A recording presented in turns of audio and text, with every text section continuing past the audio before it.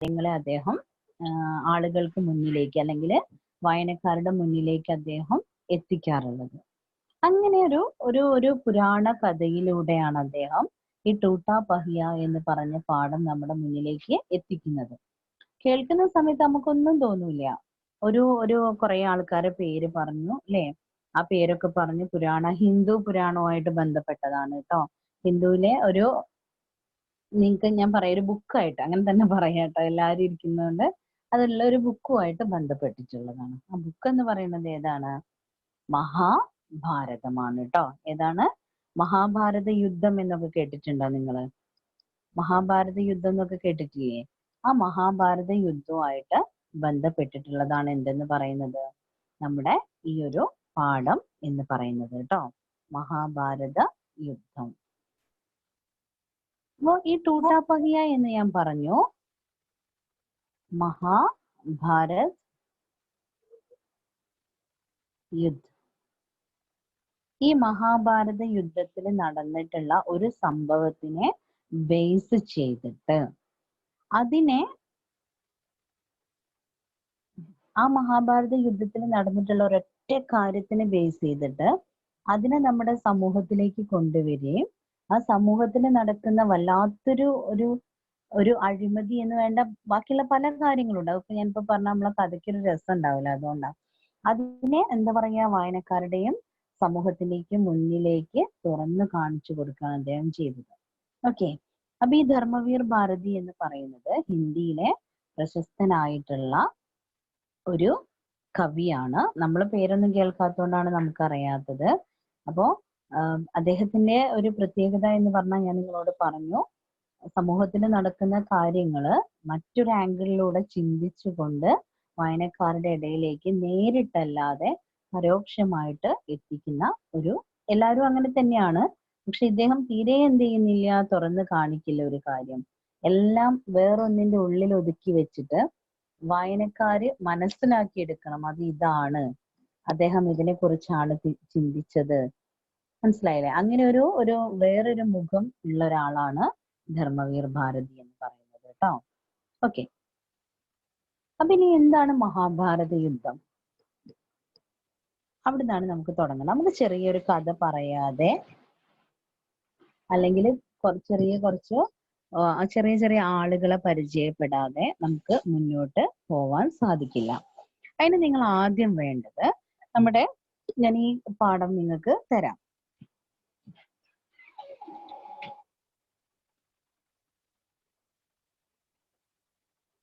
ആദ്യം നിങ്ങൾ എന്ത് ചെയ്യും? എല്ലാവർക്കും ടെക്സ്റ്റ് ബുക്ക് ഒക്കെ ഉള്ളതാണോ മക്കളെ? ഉണ്ടോ? ടെക്സ്റ്റ് ബുക്ക് ഒക്കെ ഉള്ളവരാണെങ്കിൽ അതൊന്ന് കയ്യിലെടുത്ത് വെച്ചിട്ട് വായിച്ചാലും മതി. അല്ലാത്തവരാണെങ്കിൽ ഇതിൽ നോക്കിയിട്ട് ഒന്ന് വായിക്കുക കേട്ടോ. ശരിക്കും ഒന്ന് വായിച്ചു നോക്കുക. നിങ്ങൾ വായിക്കുന്ന സമയത്ത് എന്തെങ്കിലും ഞാൻ അങ്ങനെ ചോദിക്കും, ഇതിന്റെ അർത്ഥം എന്താണ്, അല്ലെങ്കിൽ അർത്ഥമല്ല ഇത് നിങ്ങൾ കേട്ടിട്ടുണ്ടോ, ഇങ്ങനെയുള്ള കുറച്ച് കാര്യങ്ങൾ ഞാൻ ചോദിക്കും കേട്ടോ. അപ്പൊ ഇതൊന്ന് വായിച്ച് മൊത്തം.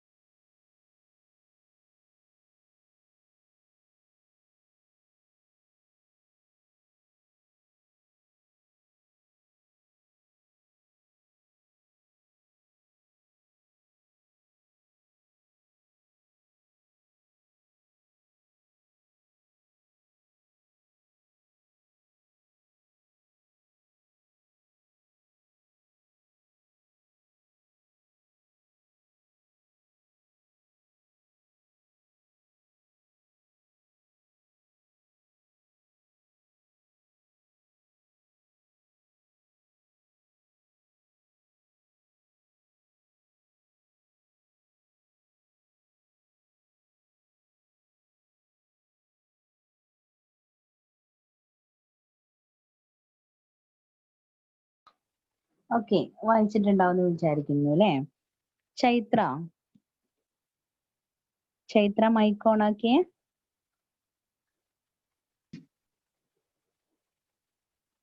ഹലോ ചൈത്ര,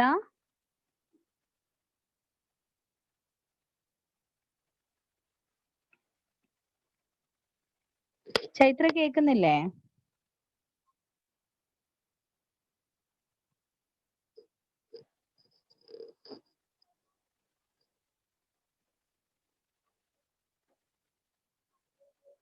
ഫിദ, ഫിദ ഉമ്മർ, ഒന്ന് മൈക്ക് ഓൺ ആക്കിയേ.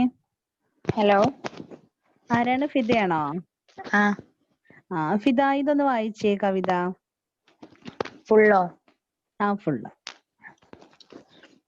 मैम रेत का टूटा हुआ पहिया हूँ, लेकिन मुझे फेंको मत, क्या जाने कब इस दुरूह चक्रव्यूह में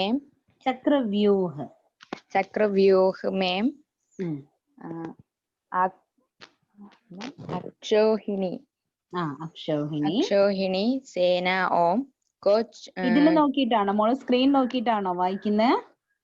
ടെസ്റ്റ് ഓക്കെ ഓക്കെ. के चुनौती देता हुआ कोई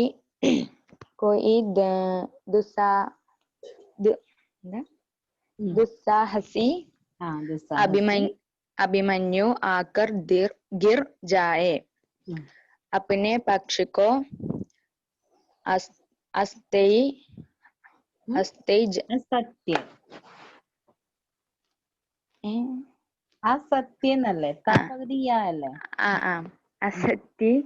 जानते हुए भी बड़े बड़े महारथी अकेली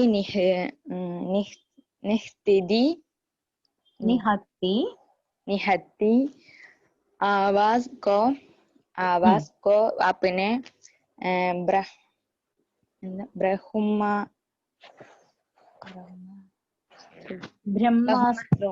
ब्रह्मास्त्रों से कुचल देना चाहूं, तब में रथ का टूटा हुआ पहिया उसके हाथों में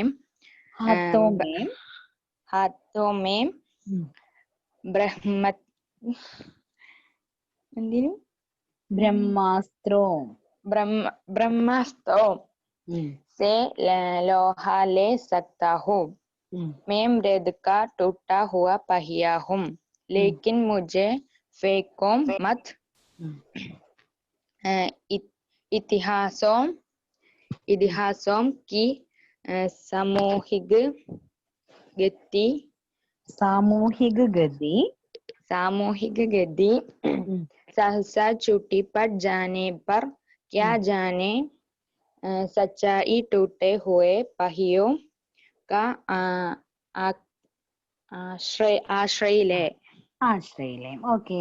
പിന്നെ ഞാനൊരു കാര്യം ചോദിക്കട്ടെ, ഇതിന് മോൾ ആദ്യമായിട്ട് കേൾക്കുന്ന കുറെ വേർഡുകളില്ലേ? ഏതൊക്കെയാണ് ആ വേർഡുകൾ? ഒന്ന് പറഞ്ഞേ. ഫസ്റ്റ് മുതൽ നോക്കണം കേട്ടോ. ഒന്നാമത്തത് ഫേങ്കോ. ഓക്കെ. പിന്നെ ഓരോ ലൈനായിട്ട് നോക്കിയാൽ മതി. ചക്രവ്യൂഹ്. Yes, very good. എന്താണ്? ചക്രവ്യൂഹ് അല്ലേ? ചക്രവ്യൂഹ്. പിന്നെ എന്താ? അക്ഷൗഹിണി. അക്ഷൗഹിണി സേന. പിന്നെ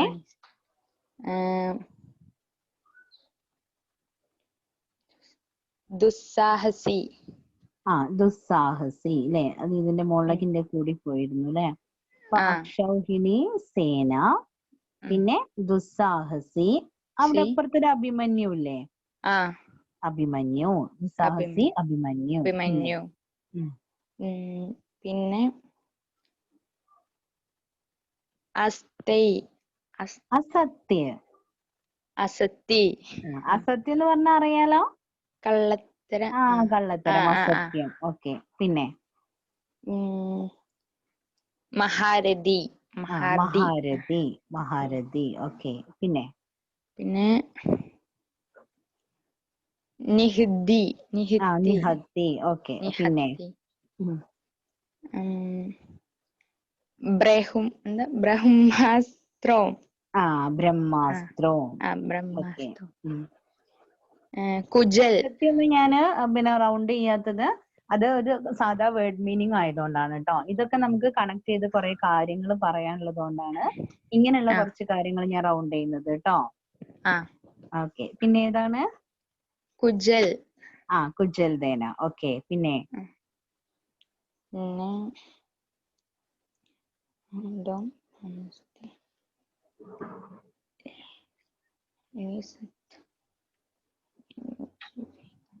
ഇതിഹാസം की सामूहिक दृष्टि पर जाने पर क्या जान സച്ചായി.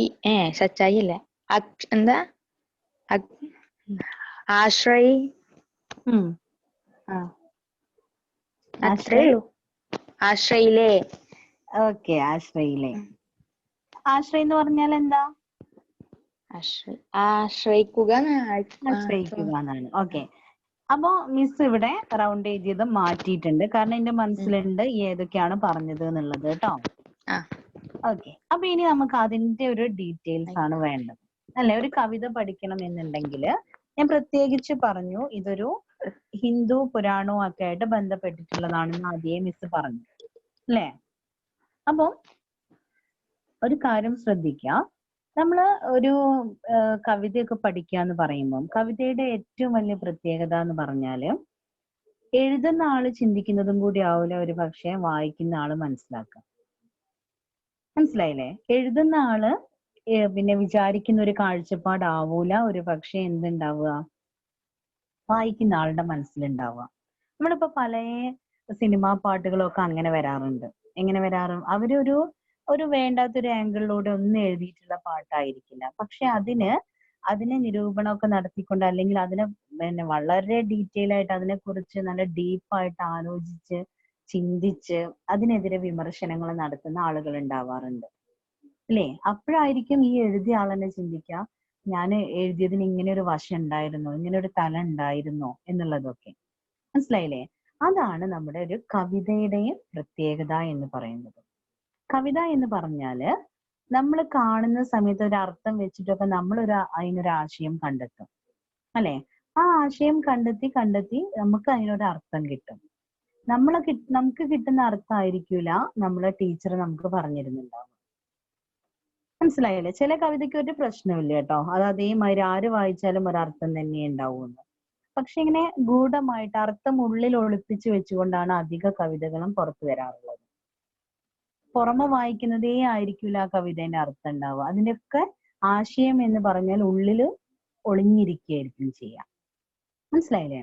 അപ്പൊ അങ്ങനെ ഒളിഞ്ഞിരിക്കുന്നതിനെ നമ്മൾ വായിക്കുന്ന സമയത്ത് അല്ലെങ്കിൽ വായനക്കാർക്ക് ഏത് ആംഗിളിലൂടെ വേണമെങ്കിലും അതിനെ ചിന്തിക്കാം.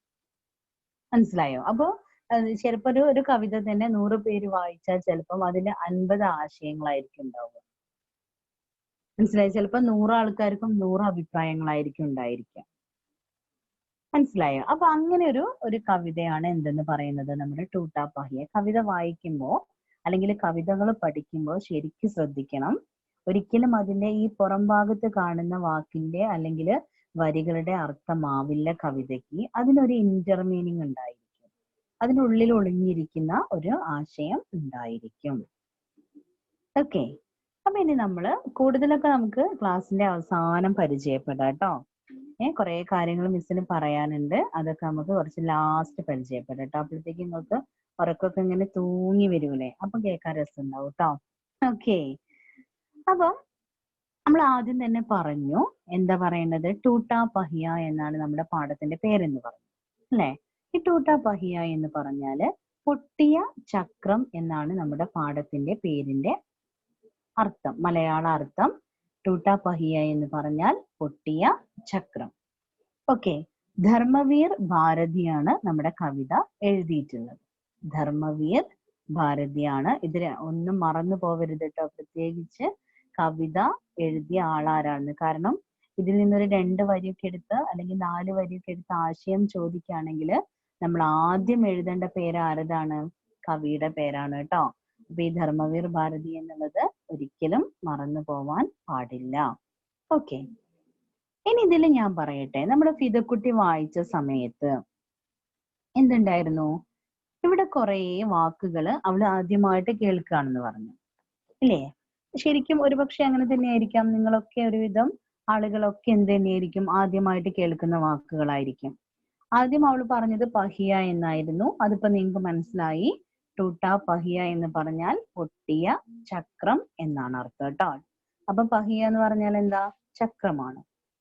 പിന്നെ അവള് പറഞ്ഞു ഫേങ്കിന, അതൊക്കെ നമുക്ക് കവിത എടുക്കുന്ന സമയത്ത് പറയാം. ഇവിടെ വേറൊരു വാക്ക് അവള് പറഞ്ഞു, ചക്രവ്യൂഹ്. എന്താണ് ചക്രവ്യൂഹ്? നിങ്ങൾ കേട്ടിട്ടുണ്ടോ ചക്രവ്യൂഹ് എന്ന് പറഞ്ഞാല്? നമ്മളെ ബാഹുബലി ഫിലിമിലൊക്കെ പറയുന്നുണ്ട് ചക്രവ്യൂഹ്. ബാഹുബലി ഫിലിമിലൊക്കെ പറയുന്നുണ്ട്. അതായത് ഈ ചക്രവ്യൂഹം എന്ന് പറയുന്നത് ഒരു യുദ്ധതന്ത്രമാണ്. യുദ്ധതന്ത്രം, യുദ്ധം എന്ന് പറഞ്ഞാൽ അറിയാലോ അല്ലെ? അങ്ങനെ ഒരു ബാഹുബലി ഫിലിം ഒക്കെ ഇങ്ങനെ ആലോചിക്കുക കേട്ടോ. അപ്പോ എന്താ പറയാ, ഒരു ചക്രവ്യൂഹം എന്ന് പറഞ്ഞാല് ബുദ്ധി കൊണ്ടും ശക്തി കൊണ്ടും തോൽപ്പിക്കാൻ കഴിയാത്ത ആളുകളെ, യുദ്ധത്തിൽ അങ്ങനെ കുറെ ആളുകൾ ഉണ്ടാവുമല്ലോ, വളരെ എല്ലാം കൊണ്ടും വളരെ ഇന്റലിജന്റ് ആയിട്ടുള്ള കുറെ ആളുകൾ ഉണ്ടാവുമല്ലോ അല്ലെ? അപ്പോ ഇങ്ങനെയുള്ള ആളുകളെ അവർക്ക് എന്ത് ചെയ്യാൻ സാധിക്കില്ല? നേരിട്ട് കൊലപ്പെടുത്താൻ സാധിക്കില്ല, അല്ലെങ്കിൽ വകവരുത്താൻ സാധിക്കില്ല. അപ്പം ബുദ്ധി കൊണ്ടും ശക്തി കൊണ്ടും തോൽപ്പിക്കാൻ കഴിയാത്ത ആളുകളെ ചതിയിലൂടെ കൊന്നൊടുക്കുകയാണ്. ശരിക്കും ആ ഒരു തന്ത്രമാണ് എന്തെന്ന് പറയുന്നത്? ചക്രവ്യൂഹം എന്ന് പറയുന്നത്. ഈ ചക്രവ്യൂഹം എന്ന് പറഞ്ഞാല് വേറെ ഒന്നും അല്ല കേട്ടോ.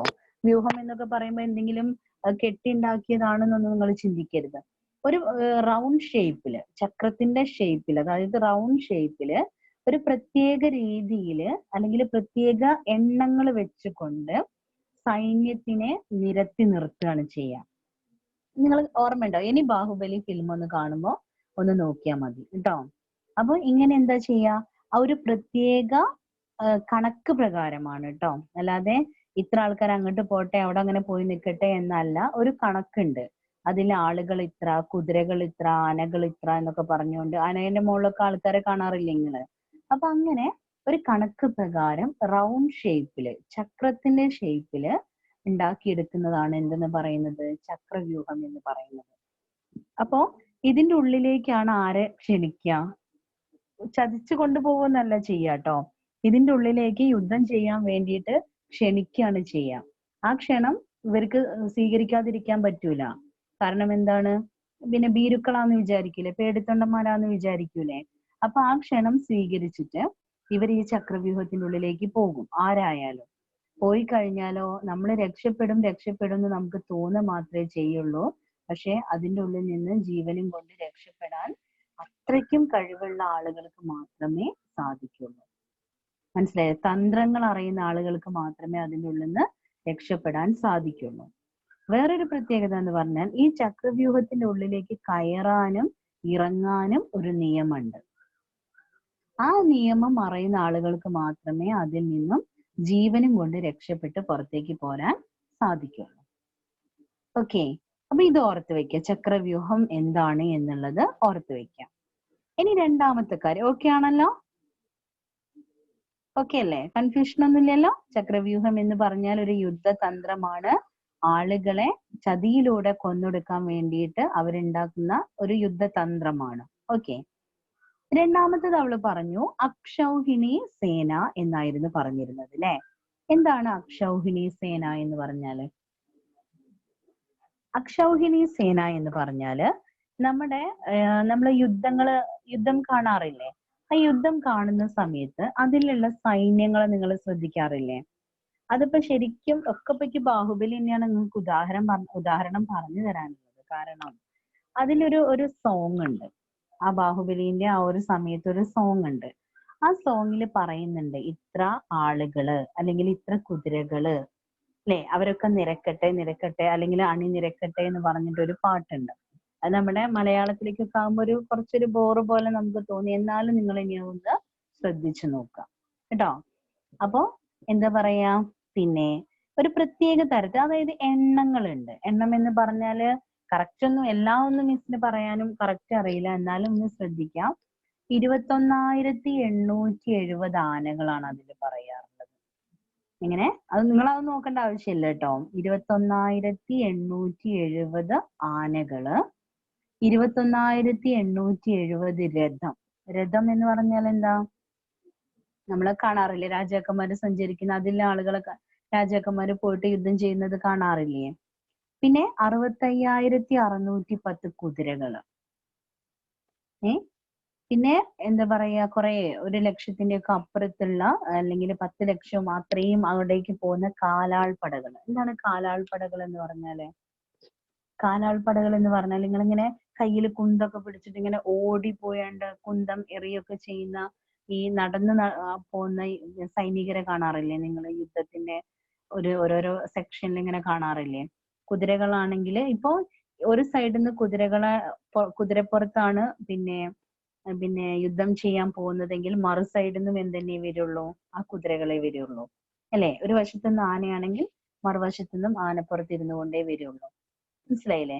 പിന്നെ ഇങ്ങനെ സാധാ സൈനികര്, അവരുടെ കയ്യിൽ കുന്തമോ അങ്ങനെ എന്തെങ്കിലും ഒന്നുണ്ടാവും. അപ്പൊ അപ്പുറത്തെ സൈഡിൽ നിന്നും ഇതേ ആളുകൾ തന്നെയാണ് വരിക. അപ്പൊ ഇങ്ങനെ ഒരു പ്രത്യേക കണക്ക് പ്രകാരം സൈന്യങ്ങളെ അണിനിരക്കുന്നതിന്, അല്ലെങ്കിൽ ആ സൈന്യത്തിന് പറയുന്ന പേരാണ് എന്തെന്ന്? അക്ഷൗഹിണി സേന എന്ന് പറയുന്നത്. മനസ്സിലായോ? ഒരു പ്രത്യേക കണക്ക് പ്രകാരം സൈന്യത്തിനെ നിരത്തുന്നതിനാണ് എന്ത് പറയാ, അല്ലെങ്കിൽ ആ ഒരു കണക്ക് പ്രകാരമുള്ള സൈന്യത്തിനെയാണ് അക്ഷൗഹിണി സേന എന്ന് പറയും. മിസ് പറഞ്ഞ കണക്കൊന്നും നിങ്ങൾ നോക്കണ്ട കേട്ടോ. അത് നമ്മളോട് ആരും ചോദിക്കൂല. അത് ഞാൻ ജസ്റ്റ് ഒന്ന് പറഞ്ഞു എന്ന് മാത്രമേ ഉള്ളൂ കേട്ടോ. ഓക്കെ, അടുത്തത് പറഞ്ഞു ദുസ്സാഹസി അഭിമന്യു അല്ലെ? ദുസ്സാഹസി അഭിമന്യു, അത് അവിടെ നിൽക്കട്ടെ. അത് മിസ് ലാസ്റ്റ് പറയാം. ഇനി വേറൊരു കാര്യം, പിന്നെ താഴേക്ക് അവൾ ഇങ്ങനെ പറഞ്ഞു, എന്തായിരുന്നു? മഹാരഥി അല്ലെ? മഹാരഥി എന്ന് പറഞ്ഞിരുന്നു. മഹാരഥി എന്ന് പറഞ്ഞാൽ നമ്മൾ കൂടുതലായിട്ട് അതിനെ കുറിച്ച് ചിന്തിക്കാനൊന്നുമില്ല. മഹാരഥി എന്ന് പറഞ്ഞാൽ വലിയ വലിയ രാജാക്കന്മാരാണ് കേട്ടോ. അതിന് കൂടുതൽ ചിന്തിക്കാനൊന്നുമില്ല. പിന്നെ അവള് പറഞ്ഞു ബ്രഹ്മാസ്ത്ര. ബ്രഹ്മാസ്ത്ര എന്ന് പറഞ്ഞാല് ഒരു പ്രത്യേക തരം അസ്ത്രമാണത്. അസ്ത്രം എന്ന് പറഞ്ഞാൽ എന്താ? നമ്മൾ പറയും അമ്പ് വില്ല് എന്ന് പറയുന്ന സാധനല്ലേ? അമ്പും വില്ലും നമ്മൾ സാധാരണ പറയണേ. അവരാണെങ്കിൽ ആ അമ്പ് എന്ന് നമ്മൾ പറയുന്നതിന് അവർ പറയുന്ന പേരാണ് അസ്ത്രം എന്നുള്ളത് കേട്ടോ. അങ്ങനെ മുന്നിൽ ഒരു ത്രികോണ ഷേപ്പ് ഒക്കെ ആയിട്ട് നിങ്ങൾ കാണാറില്ലേ, ഇങ്ങനെ വലിച്ചു വിടുന്നത്? അപ്പോ ആ അമ്പിന്, അങ്ങനെയുള്ള ഒരു അമ്പ്, അതായത് രാജാക്കന്മാരുടെ ഭാഷയിലാണെങ്കിൽ അസ്ത്രം എന്ന് പറയുന്നത്, അങ്ങനെ ഒരു അസ്ത്രത്തിന്റെ പേരാണ് ബ്രഹ്മാസ്ത്രം എന്ന് പറയുന്നത്. ഈ ബ്രഹ്മാസ്ത്രത്തിന്റെ പ്രത്യേകത എന്ന് പറഞ്ഞാല് അത് അങ്ങനെ ഇങ്ങനെയൊന്നും ഉപയോഗിക്കാൻ സാധിക്കില്ല, ഉപയോഗിക്കാനും പാടില്ല. കാരണം ഈ ലോകത്തിനെ തന്നെ നശിപ്പിക്കാനുള്ള അത്രയും വീര്യം എന്തിനടങ്ങിയിട്ടുണ്ട്? ഈ ബ്രഹ്മാസ്ത്രത്തിന് അടങ്ങിയിട്ടുണ്ട്. ഏറ്റവും വലിയ ശക്തിയാണ്. മനസ്സിലായോ? അപ്പോ അറ്റകൈ പ്രയോഗമായിട്ട് മാത്രമേ ആരുപയോഗിക്കാറുള്ളൂ? ഈ ബ്രഹ്മാസ്ത്രത്തിനെ ഉപയോഗിക്കാറുള്ളൂ. അത്രയ്ക്ക് ശക്തിയാണ്. അതായത് ഒന്നിനെ നശിപ്പിക്കാനായിരിക്കാം ചിലപ്പോൾ നമ്മൾ ബ്രഹ്മാസ്ത്രം ഉപയോഗിക്കുന്നുണ്ടാവുക. പക്ഷെ ആ ഒന്നിന്റെ കൂടെ ചിലപ്പം ഈ ലോകത്തിനെ തന്നെ നശിപ്പിക്കാൻ തക്കവണ്ണമുള്ള കഴിവ് അല്ലെങ്കിൽ വീര്യം ആർക്കുണ്ട്? ഈ ബ്രഹ്മാസ്ത്രത്തിനുണ്ട്. ഓക്കെ, അതാണ് ബ്രഹ്മാസ്ത്രം എന്ന് പറയുന്നത് കേട്ടോ. പിന്നെ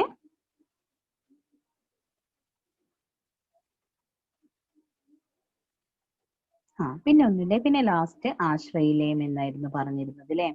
ഇതിൽ ഞാനിപ്പോ പറയാതെ മാറ്റി വെച്ച ഒരു കാര്യമാണ് ദുസ്സാഹസി അഭിമന്യു എന്ന് പറയുന്നത്.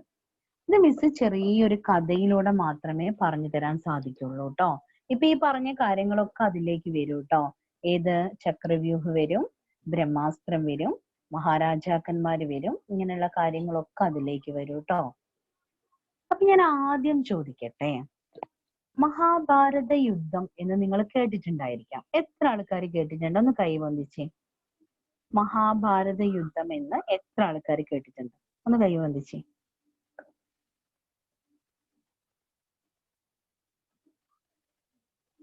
ആരും കേട്ടില്ല?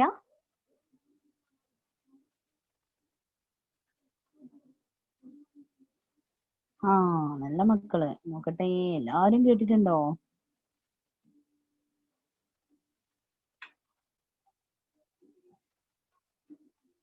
ആ, കേട്ടിട്ടുണ്ട്. Okay okay. കൈ പൊന്തിച്ചൊക്കെ ഇങ്ങനെ വരണേ ഉള്ളൂ അല്ലേ? ഓക്കെ. അപ്പൊ നമുക്ക് ഓക്കെ, എല്ലാവരും കേട്ട് വരുന്നുണ്ട് അല്ലേ? ബാക്കിയുള്ളവരൊക്കെ എന്തേ കൈ പൊന്തിച്ചതോ? പൊന്തിച്ചിട്ട് താഴ്ത്തിയതാണോ? ജന്ന കേട്ടിട്ടില്ലേ?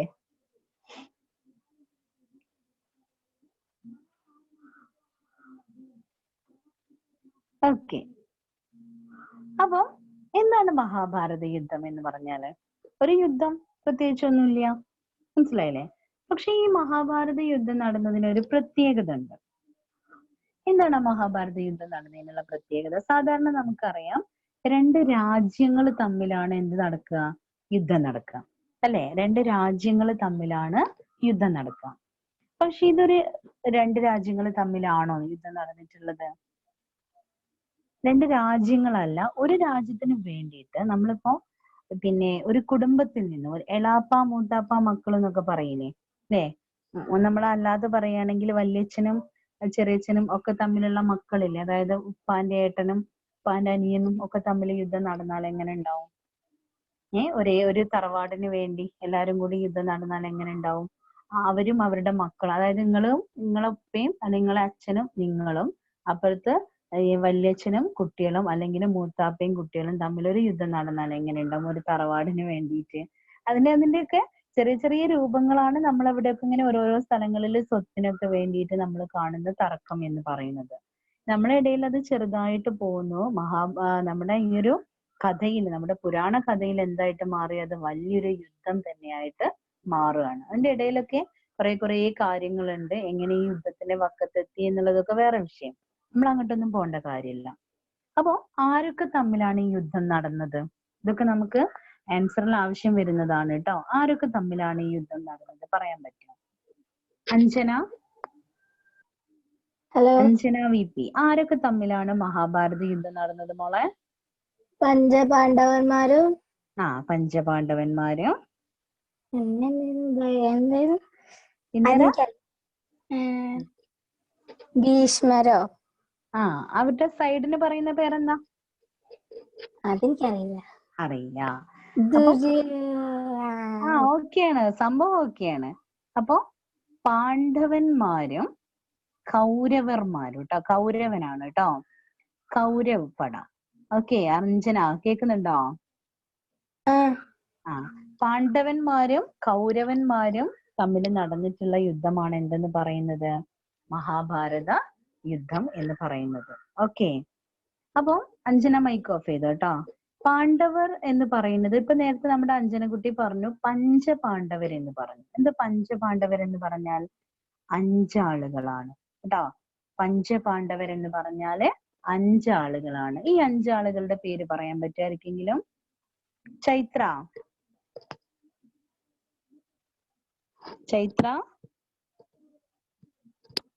ഈ മോള് ക്ലാസ്സിലില്ലേ? ഓക്കെ. അഞ്ജന പറയാൻ പറ്റുമോ പാണ്ഡവര് ആരൊക്കെയാണ് 5 ആളെന്ന്? ഇല്ല, 2 ആളൊക്കെ അറിയുള്ളൂ. ആരൊക്കെ അറിയാ? ഭീമനും അർജുനനും. വില്ലാളി വീരന്മാരെ ഈ ഓർത്ത് വെച്ചിട്ടുണ്ട് അല്ലേ? ബാക്കി എല്ലാരും പാവങ്ങളായിട്ടാ? പെട്ടെന്ന് കിട്ടണില്ല ആലോചിച്ചിട്ട് കിട്ടുന്നില്ല. ഓക്കെ. മൈക്ക് ഓഫ് ചെയ്ത് കേട്ടോ. അപ്പൊ ബാക്കിയുള്ളവർ കേട്ടോളാ. ഏതൊക്കെയാണ് നമ്മുടെ ഈ 5 ആളുകൾ എന്ന് പറയുന്നത്? യുധിഷ്ഠിരൻ. എഴുതണം, നിങ്ങൾ വേണമെങ്കിൽ ഒന്ന് എവിടെയെങ്കിലും നോട്ട് ചെയ്ത്, നമുക്ക് അതിന്റെ ആവശ്യമൊന്നുമില്ല. ഇതിലുള്ള ഒരാളെ നമുക്ക് ആവശ്യമുള്ളൂ. എന്നാലും നമുക്കിത് പറയാതിരിക്കാൻ പറ്റില്ലല്ലോ. യുധിഷ്ഠിരൻ, ഭീമൻ, അർജുനൻ, നകുലൻ, സഹദേവൻ. ഇങ്ങനെ 5 ആളുകളെയാണ് നമ്മൾ പാണ്ഡവരെന്ന് പറയുക, പഞ്ചപാണ്ഡവരെന്ന് പറയുക കേട്ടോ. ആരൊക്കെയാണ്? യുധിഷ്ഠിരൻ, ഭീമൻ, അർജുനൻ, നകുലൻ, സഹദേവൻ. ഇതില് മൂന്നാമത്തെ ആളെ പേര് പറഞ്ഞത് എന്താണ് മിസ്? അർജുനൻ എന്നാണ് പറഞ്ഞത് അല്ലേ? നമ്മൾക്ക് ഇയാളാണ് വേണ്ടത്. നമ്മൾ ഹിന്ദിയിൽ എഴുതുമ്പോൾ അർജുൻ എന്നേ ഉണ്ടാവുള്ളൂ കേട്ടോ. മലയാളത്തിലാവുമ്പോ അർജുനൻ. ഇതാണ് നമുക്ക് ആവശ്യമുള്ള ആള്. ആ 5 ആളിലേക്കും വേണ്ടിയിട്ട് നമുക്ക് ആവശ്യമുള്ള ആളെന്ന് പറയുന്നത് ഈ അർജുനൻ മാത്രമാണ് കേട്ടോ. ഒരു സൈഡ് ഓക്കെ. ഈ കൗരവ സൈഡ് 101 ആളുകളാണുള്ളത്. 101 മക്കളാണ് പറയുന്നത് കേട്ടോ. അത് നമ്മൾ എങ്ങനെ എഴുതുന്നൊക്കെ ഉള്ളത് വേണമെങ്കിൽ പിന്നെയൊക്കെ എപ്പോഴെങ്കിലും ഒഴിവ് കിട്ടുന്ന സമയത്ത് പറഞ്ഞുതരാം. ഇവിടെ 5 മക്കളാണെങ്കിൽ ഇവിടെ 101 മക്കൾ എന്നാണ് പറയുന്നത്. ഓക്കെ, അതിലുള്ള മെയിൻ ആളാണ് ദുര്യോധനൻ എന്നൊക്കെ പറയും. അതും നമുക്ക് ആവശ്യമില്ല. മനസ്സിലായോ? നമുക്ക് അറിയേണ്ടത് ഇത്ര മാത്രമേ ഉള്ളൂ. എന്താണ്? പാണ്ഡവന്മാരും കൗരവന്മാരും തമ്മിൽ നടന്നിട്ടുള്ള യുദ്ധമാണ് എന്തെന്ന് പറയുന്നത്? മഹാഭാരത യുദ്ധം. ഓക്കെ, ഇത്ര മാത്രം ഓർക്കുക. നിങ്ങൾ വേറെ കഥയൊന്നും ഓർക്കണ്ട. ഈ 2 പേരുകൾ മാത്രം ഓർക്കുക കേട്ടോ. പാണ്ഡവന്മാരും കൗരവന്മാരും തമ്മിൽ നടന്നിട്ടുള്ള യുദ്ധമാണ് എന്ത്? മഹാഭാരത യുദ്ധം എന്ന് ഓർക്കുക. പിന്നെ നമുക്ക് വേണ്ടത് ആരാണ്? ഞാൻ ഇപ്പൊ ഈ പറഞ്ഞിട്ടുള്ള അർജുനനാണ് അല്ലെ? മൂന്നാമതായിട്ടുള്ള അർജുനൻ. ഓക്കെ, എല്ലാം മനസ്സിലായല്ലോ. ഇനി നമ്മൾ കഥയിലേക്ക് കറക്റ്റ് ഇപ്പൊ ഓരോന്നും എന്താന്നുള്ളതേ പറഞ്ഞിട്ടുള്ളൂ. അപ്പൊ ഇങ്ങനെ ഈ മഹാഭാരത യുദ്ധ സമയത്ത് ഇപ്പൊ നമ്മൾ ആലോചിക്കേണ്ടത് നല്ല ഉഷാറില് മഹാഭാരത യുദ്ധം ഇങ്ങനെ നടന്നു പോവുകയാണ് കേട്ടോ. അതും ഓർത്ത് വെക്കാം. മഹാഭാരത യുദ്ധം നടക്കുകയാണെന്നും കൂടി ഓർത്ത് വെക്കാം. അവിടെ അർജുനൻ എന്ന് പറഞ്ഞാല് വില്ലാളി വീരനാണ്. ഒരാൾക്ക് പോലും അദ്ദേഹത്തിന് എന്ത് ചെയ്യാൻ സാധിക്കില്ല? കൊന്നൊടുക്കാൻ സാധിക്കില്ല. മനസ്സിലായില്ലേ? ബുദ്ധി കൊണ്ടും ശക്തി കൊണ്ടും തന്ത്രങ്ങൾ കൊണ്ടും ഒരാൾക്കും തോൽപ്പിക്കാൻ കഴിയാത്തൊരു വ്യക്തിയാണ് അർജുനൻ എന്ന് പറയുന്നത്. അപ്പം കൗരവ സൈഡ്, പാണ്ഡവന്മാരുടെ സൈഡിലാണല്ലോ അർജുനൻ. അപ്പം കൗരവന്മാര് ചിന്തിക്കാണ്, അർജുനനെ കൊന്നൊടുക്കാതെ അവർക്ക് എന്ത് ചെയ്യാൻ സാധിക്കില്ല? ഈ പാണ്ഡവ സൈന്യത്തിനെ ജയിക്കാൻ സാധിക്കില്ല. അപ്പൊ എങ്ങനെയും എന്ത് ചെയ്യണം? അർജുനനെ കൊന്നൊടുക്കണം എന്ന് ആര് ചിന്തിക്കാണ്? കൗരവന്മാര് ചിന്തിക്കാണ്. അപ്പോ നേർക്ക് നേരെ നിന്നുകൊണ്ട് അർജുനനെ അവർക്ക് എന്ത് ചെയ്യാൻ സാധിക്കില്ല? കൊന്നൊടുക്കാൻ സാധിക്കില്ല. ആ സമയത്ത് ഇവര് ഉണ്ടാക്കിയെടുക്കുകയാണ് ചക്രവ്യൂഹം. ഈ ചക്രവ്യൂഹം ഞാൻ പറഞ്ഞു നേരത്തെ, ചക്രവ്യൂഹം എന്താണ് എന്നുള്ള ഒരു യുദ്ധതന്ത്രമാണെന്ന് പറഞ്ഞു അല്ലെ? ഈ ചക്രവ്യൂഹത്തിന്റെ ഉള്ളിലേക്ക് അർജുനനെ ക്ഷണിച്ച അർജുനന് പോവാതിരിക്കാൻ പറ്റുമോ? ഇത്രയും വില്ലാളി വീരനായിട്ടുള്ള ഒരാൾക്ക് ഒരു യുദ്ധതന്ത്രത്തിലേക്ക് ക്ഷണിച്ചു കഴിഞ്ഞാൽ പോവാതിരിക്കാൻ പറ്റുമോ? പറ്റില്ല. പോവണം എന്നുള്ളത് ആ നിയമം, യുദ്ധ നിയമമാണ് അല്ലെ? അല്ലെങ്കിൽ പേടിത്തൊണ്ടൻ എന്നുള്ള ഒരു ലേബൽ അവിടെ വരും. അപ്പോ അർജുനനെ കൗരവന്മാരെ എന്ത് ചെയ്യാണ്? ഈ ചക്രവ്യൂഹത്തിലേക്ക് യുദ്ധത്തിന് വേണ്ടിയിട്ട് ക്ഷണിക്കുകയാണ്. പോവാതിരിക്കാൻ സാധിക്കില്ല. അർജുനന് ഒരു പേടിയുമില്ല. കൂളായിട്ട് അവരുടെ ഒരു അപേക്ഷ അല്ലെങ്കിൽ അവരുടെ ആ ഒരു അറിയിപ്പ് ഇദ്ദേഹം സ്വീകരിക്കുകയാണ്. പക്ഷെ അവിടെ തന്റെ അച്ഛനെ ഈ ഒരു എന്തിലേക്ക്, ചക്രവ്യൂഹത്തിലേക്ക് പറഞ്ഞയക്കാൻ എന്താ പറയാ, അത്രയും അച്ഛനോട് സ്നേഹമുള്ള നമ്മുടെ അഭിമന്യു, നമ്മളിപ്പോ ഇവിടെ നേരത്തെ കണ്ടിരുന്നു അല്ലെ? സാഹസി അഭിമന്യു, ഓർമ്മയുണ്ടോ? നമ്മുടെ അഭിമന്യുവിന് സാധിച്ചില്ല. താൻ ജീവിച്ചിരിക്കുന്ന സമയത്ത് തന്റെ അച്ഛനെ ആ യുദ്ധത്തിലേക്ക് അല്ലെങ്കിൽ ചക്രവ്യൂഹത്തിലേക്ക് പറഞ്ഞയക്കാൻ തനിക്ക് സാധിക്കില്ല എന്ന് ആര് പറയാണ്? അഭിമന്യു പറയാണ്. ഈ അഭിമന്യു എന്ന് പറയുന്നത് അപ്പോ ആരാണ്? അർജുനന്റെ മകനാണ്. മനസ്സിലായോ? അർജുനന്റെ മകനാണ് അഭിമന്യു എന്ന് പറയുന്നത്. മനസ്സിലായില്ലേ? അപ്പോ ഒരു യുവാവായിരിക്കുകയാണെന്നപ്പോ ആര്? അഭിമന്യു എന്ന് പറയുന്നത് കേട്ടോ. അപ്പോ ഇങ്ങനെ അച്ഛനെ ക്ഷണിച്ച സമയത്ത് അച്ഛനെ ആ ഒരു ഇതിലേക്ക് തള്ളിയിടാൻ എന്നെ കൊണ്ട് സാധിക്കില്ല, ഞാൻ പോകും എന്ന് പറഞ്ഞുകൊണ്ട് മുന്നിട്ടിറങ്ങുകയാണ് അഭിമന്യു. അങ്ങനെ അഭിമന്യു എവിടേക്ക് പോവുകയാണ്? ചക്രവ്യൂഹത്തിലേക്ക് കയറുകയാണ്. ഓക്കെ, ഇത്രയും നിങ്ങൾ ഓർത്തല്ലോ. ഞാൻ നേരത്തെ പറഞ്ഞു, ചക്രവ്യൂഹത്തിലേക്ക് കയറണം എന്നുണ്ടെങ്കിൽ എന്ത് വേണം? കയറാനും ഒരു നിയമമുണ്ട്, അതിൽ യുദ്ധം ചെയ്യാൻ ഒരു നിയമമുണ്ട്, അതിൽ നിന്നും ഇറങ്ങാനും ഒരു നിയമമുണ്ട്, ജീവനോടെ തിരിച്ചു പോരാനും ഒരു നിയമമുണ്ട്. അപ്പൊ ഇതൊക്കെ അഭിമന്യുവിന് അറിയൂ എന്നുള്ളത് നമുക്ക് അറിയണ്ടേ? ഓക്കെ, അങ്ങനെ നമുക്ക് ഇപ്പൊ നമ്മൾ എവിടെ നിൽക്കുന്നത്? മഹാഭാരത യുദ്ധ ഭൂമിയിലാണുള്ളത്. അഭിമന്യു ചക്രവ്യൂഹത്തിലേക്ക് ഇങ്ങനെ പോവാൻ റെഡി ആയിട്ട് നിൽക്കുക. ഓക്കെ, ഇനി നമ്മളൊരു കുറച്ച് വർഷം, ഒരു 10-25 വർഷം പിറകിലേക്ക് പോവാണ്. അതായത് ഇപ്പൊ നമ്മുടെ അഭിമന്യു യുവാവായിട്ട് നിൽക്കുകയാണ് അല്ലെ. അപ്പൊ നമ്മളിങ്ങനെ പോയി പോയി പോയി പോയി എവിടേക്കാ നമ്മൾ പോണത്? അഭിമന്യുവിനെ തന്റെ അമ്മ ഗർഭപാത്രത്തില് ചുമക്കുന്ന ആ ഒരു സമയത്തിലേക്ക് നമ്മൾ പോവാണ്. അതായത് അഭിമന്യു ഗർഭസ്ഥ ശിശുവായിട്ടിരിക്കുന്ന സമയത്തിലേക്ക് നമ്മൾ പോവാണ്. ഇപ്പൊ 10-25 വയസ്സായിട്ടുള്ള ഒരു യുവാവായിട്ട് ആര് മാറിയിട്ടുണ്ട്? അഭിമന്യു മാറിയിട്ടുണ്ട്. മനസ്സിലായോ? അപ്പൊ അർജുനന്റെ ഭാര്യ, അതായത് ദ്രൗപദി എന്നാണ് വിളിക്കുക, അവരിങ്ങനെ ഗർഭിണിയായിരിക്കുന്ന സമയത്ത്, അവരിങ്ങനെ, അതായത് അഭിമന്യുവിനെ ഗർഭം ചുമക്കുന്ന സമയത്ത്, നമുക്കറിയാം നമ്മളെ വീട്ടിലൊക്കെ ഗർഭിണികളൊക്കെ ഉണ്ടെങ്കിൽ നമ്മൾ പൊതുവേ പറയുന്ന ഒരു കാര്യമുണ്ട്, ഗർഭിണിയായിരിക്കുന്ന സമയത്ത് നല്ലത് മാത്രമേ കേൾക്കാവൂ, നല്ലതിനെ കുറിച്ച് മാത്രമേ ചിന്തിക്കാവൂ, അല്ലെ? നല്ല കാര്യങ്ങൾ ചെയ്യാവൂ, ഒക്കെ നല്ലത് എന്നുള്ള കുറെ കാര്യങ്ങളാണ് നമ്മൾ കേൾക്കാറുള്ളത്, അല്ലേ? ഇങ്ങനെയൊക്കെ ആയിക്കഴിഞ്ഞാൽ ജനിക്കാൻ പോകുന്ന കുട്ടിയിൽ അതിന്റെ സ്വാധീനം ഉണ്ടാവും എന്നാണ് പറയുന്നത്. നമ്മൾ വേണ്ടാത്തത് മാത്രമാണ് ചെയ്യുന്നത്, വേണ്ടാത്തത് മാത്രമാണ് കാണുന്നത്, വേണ്ടാത്തത് മാത്രമാണ് കേൾക്കുന്നത്, അങ്ങനെയുള്ള കാര്യത്തിലാണ് നമുക്ക് താല്പര്യമെങ്കിൽ നമുക്ക് ജനിക്കാൻ പോകുന്ന കുട്ടിയിലും ആ ഒരു സ്വഭാവം നമ്മൾക്ക് കാണാൻ സാധിക്കും എന്ന് ശാസ്ത്രം തെളിയിച്ചിട്ടുള്ള കാര്യമാണ്. മനസ്സിലായില്ലേ? അപ്പൊ ഇങ്ങനെയുള്ള സമയത്ത്, അപ്പൊ ഹിന്ദുസിന്റെ ഇതിലൊക്കെ ആണെങ്കിൽ ഈ മുത്തശ്ശിമാരൊക്കെ ഉണ്ടെങ്കിൽ, ഇപ്പോ എന്താ പറയാ, ഈ പഴയ കഥകളൊക്കെ ഉണ്ടല്ലോ, നമ്മുടെ പുരാണ കഥകള്, ഗുണപാഠ കഥകളൊക്കെ ഇങ്ങനെ പറഞ്ഞു കൊടുക്കും. വലിയ വലിയ രാജാക്കന്മാര് ചെയ്തതും കാര്യങ്ങളും ഒക്കെ ഇങ്ങനെ പറഞ്ഞു കൊടുക്കും. അപ്പൊ നമ്മുടെ ഈ കുട്ടികൾ എങ്ങനെയായിരിക്കും അറിയാം, ബാഹുബലിന്റെ കഥയൊക്കെ പറഞ്ഞ് ഇങ്ങനെ ബാഹുബലിന്റെ ഒക്കെ കഥയാണ് പറഞ്ഞു കൊടുക്കണമെങ്കിൽ കുട്ടി ഇങ്ങനെ അതിന്റെ ഉള്ളിൽ കിടന്നിട്ട് ഇങ്ങനെ ചിന്തിക്കാവൂ, ഒന്ന് പുറത്തിറങ്ങിയിട്ട് വേണം എന്തെങ്കിലുമൊക്കെ ഒന്ന് കാട്ടാൻ. അത്രയ്ക്കും ഇൻസ്പയർഡ് ആവും ഇത് കേട്ടിട്ട്. അത്രയ്ക്കും ഒരു പുറത്തിറങ്ങിയിട്ട് വേണം എന്നെ കൊണ്ടാവണതൊക്കെ ചെയ്യാൻ എന്നുള്ള രീതിയിലേക്ക് അവര് എത്തിച്ചേരും. മനസ്സിലായോ? അതിനു വേണ്ടിയിട്ടാണ് നമ്മൾ ഇങ്ങനെയുള്ള കഥകളൊക്കെ, നല്ല ഗുണപാഠ കഥകളൊക്കെ പറഞ്ഞു കൊടുക്കുന്നത്. അപ്പം ഈ ഒരു അഭിമന്യുവിന്റെ അമ്മ ഗർഭിണിയായിരിക്കുന്ന സമയത്ത് ശ്രീകൃഷ്ണൻ, അറിയില്ലേ ശ്രീകൃഷ്ണൻ ആരാ?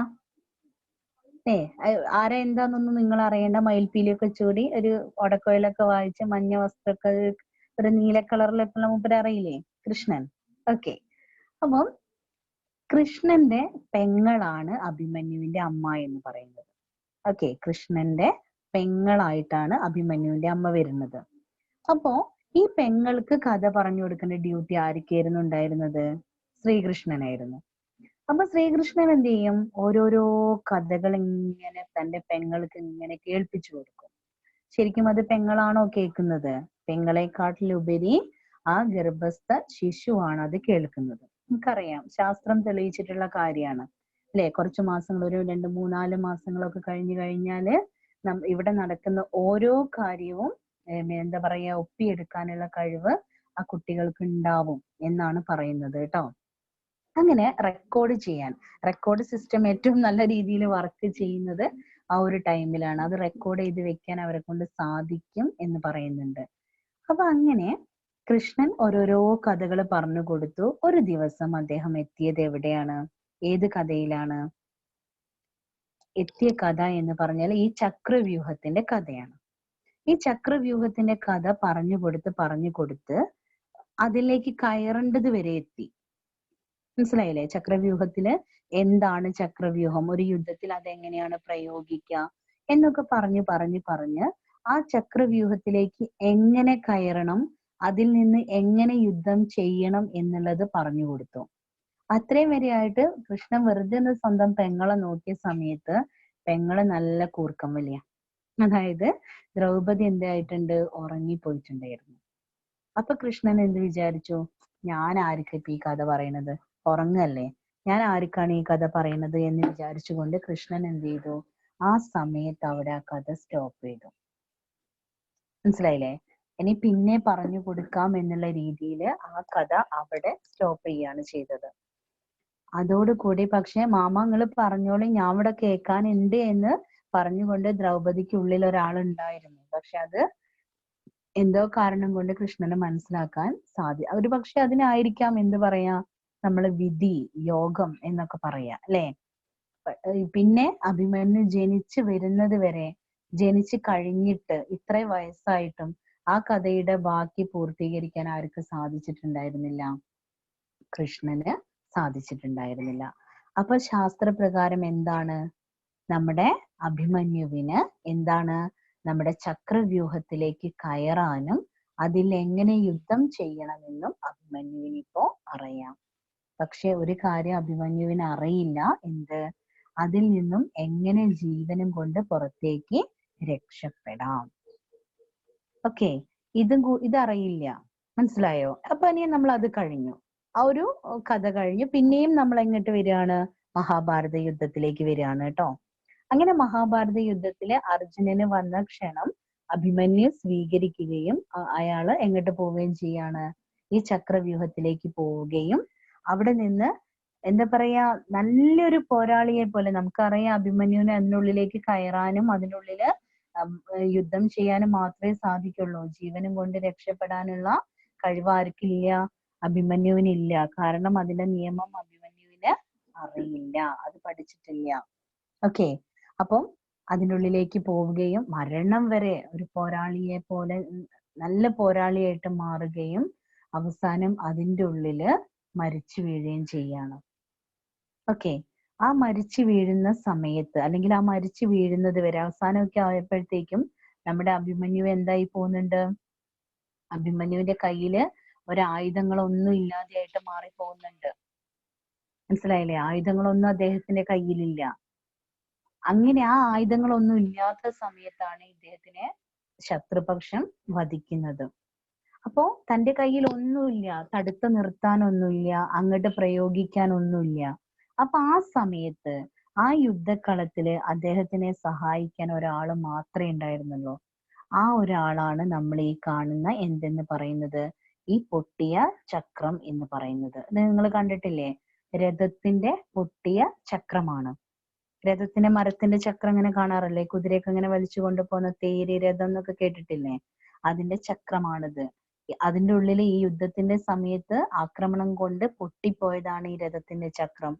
ഈ രഥത്തിന്റെ ചക്രമായിരുന്നു അദ്ദേഹത്തിനെ അവസാനം വരെ സഹായിച്ചിരുന്നത്. കാരണം തന്റെ കയ്യിൽ ആയുധമൊന്നുമില്ല, പക്ഷെ അവിടെ നിന്ന് വരുന്ന ആയുധങ്ങളെ തടഞ്ഞു നിർത്തിയത് ഒരു പരിധി വരെ ആരായിരുന്നു? ഈ ഒരു നമ്മുടെ പൊട്ടിയ ചക്രമായിരുന്നു. അതായത് തന്റെ ശരീരത്തിലേക്ക് വരുന്ന ആയുധങ്ങളെ എന്ത് ചെയ്യാണ്? തടഞ്ഞു നിർത്തുകയാണ്. ഇതിനെ മറച്ചു വെച്ചുകൊണ്ടാണ് അദ്ദേഹം നിന്നത്.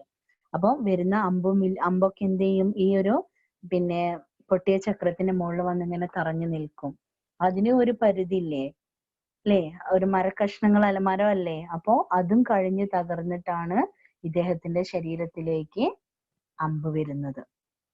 ആ അദ്ദേഹത്തിനെ കൊല്ലാൻ ഉപയോഗിച്ച അസ്ത്രമാണ് എന്തെന്ന് പറയുന്നത്? നമ്മൾ നേരത്തെ പറഞ്ഞിട്ടുള്ള ആര്? ബ്രഹ്മാസ്ത്രം. മനസ്സിലായോ?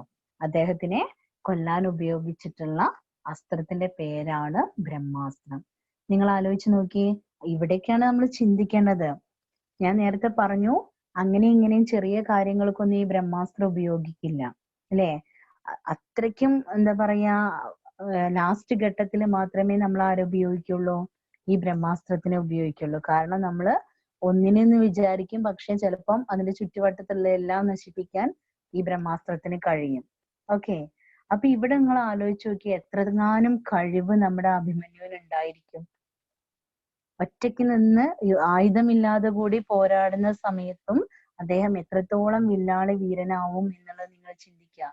കാരണം അങ്ങനെയും ഒറ്റപ്പെട്ട് നിൽക്കുന്ന ഒരാളെ വകവരുത്താൻ വേണ്ടി പോലും ഇവർ ഉപയോഗിച്ചിരിക്കുന്നത് എന്തിനെയാ? ബ്രഹ്മാസ്ത്രത്തിനെയാണ്. അവിടെയാണ് നമ്മൾ ആരുടെ കഴിവ് മനസ്സിലാക്കേണ്ടത്? നമ്മുടെ അഭിമന്യുവിന്റെ കഴിവ് മനസ്സിലാക്കേണ്ടത്. ഓക്കെ, അപ്പൊ കാര്യം മനസ്സിലായോ? ഇതാണ് നമ്മുടെ കഥ എന്ന് പറയുന്നത്. അപ്പൊ എന്താണ് നമ്മളിപ്പോ മഹാഭാരത യുദ്ധം കഴിയാൻ പാടില്ല നമ്മുടെ മനസ്സില്. നമ്മുടെ മനസ്സിൽ എന്താ ഉണ്ടാവേണ്ടത്? അഭിമന്യു ഈ യുദ്ധക്കളത്തിൽ നിന്ന് പോരാടുന്ന സമയത്ത് ഈ ടൂട്ടാപഹിയ അദ്ദേഹത്തിന്റെ സഹായമായി തീർന്നു. ഇത്രയും വരെ നമ്മൾ ഓർക്കുക. ഓക്കെ ആണോ? കാര്യങ്ങൾ പറഞ്ഞ ഒരു കാര്യം കണക്ട് ചെയ്യാൻ സാധിക്കുന്നുണ്ടോ? ഉറപ്പല്ലേ? അപ്പൊ ആരൊക്കെ തമ്മിലാണ് യുദ്ധം നടന്നിരുന്നത് ഒന്ന് പറഞ്ഞേ. ഫിദ ഒന്ന് പറയേ. ഫിദ, ഞാൻ നേരത്തെ ഹലോ. വിളിച്ചില്ലേ, ഫിദ ഉമറ, പറയൂ. ആ ആരൊക്കെ തമ്മിലാ യുദ്ധം നടന്നത്? കൗരവന്മാരും പാണ്ഡവന്മാരും. കഥ മനസ്സിലായോ? കുറച്ചൊക്കെ. കുറച്ചൊക്കെ. പെട്ടെന്ന് നമ്മൾ അങ്ങനെ പറഞ്ഞു പോവല്ലേ അല്ലെ? അത് കാരണം അതിന്റെ അപ്പുറത്തേക്ക് ഇപ്പുറത്തേക്കും ഒക്കെ കുറെ കാര്യങ്ങൾ അറിയാനുണ്ട്. അപ്പോഴേ നമുക്ക് പെട്ടെന്ന് ക്ലിക്ക് ആവുള്ളൂ കേട്ടോ. അപ്പൊ ജസ്റ്റ് നിങ്ങൾ ഈ ജസ്റ്റ് ഈ കഥ ഒന്ന് ഓർത്ത് വെക്കുക മാത്രം ചെയ്താൽ മതി കേട്ടോ. ഓക്കെ. പാണ്ഡവന്മാരും കൗരവന്മാരും. ആരെയാണ് കൊല്ലാൻ നോക്കിയത്? അത് ഇപ്പൊ പറഞ്ഞ പേരാരാ? ഏ അത് വേണ്ട, അച്ഛന്റെ പേര് വേണ്ട, ഇയാളെ പേര് പറഞ്ഞാ മതി. ആരെ പേര്? നമ്മളെ പാഠത്തിലുള്ള ആളെ പേര് പറഞ്ഞാ മതി.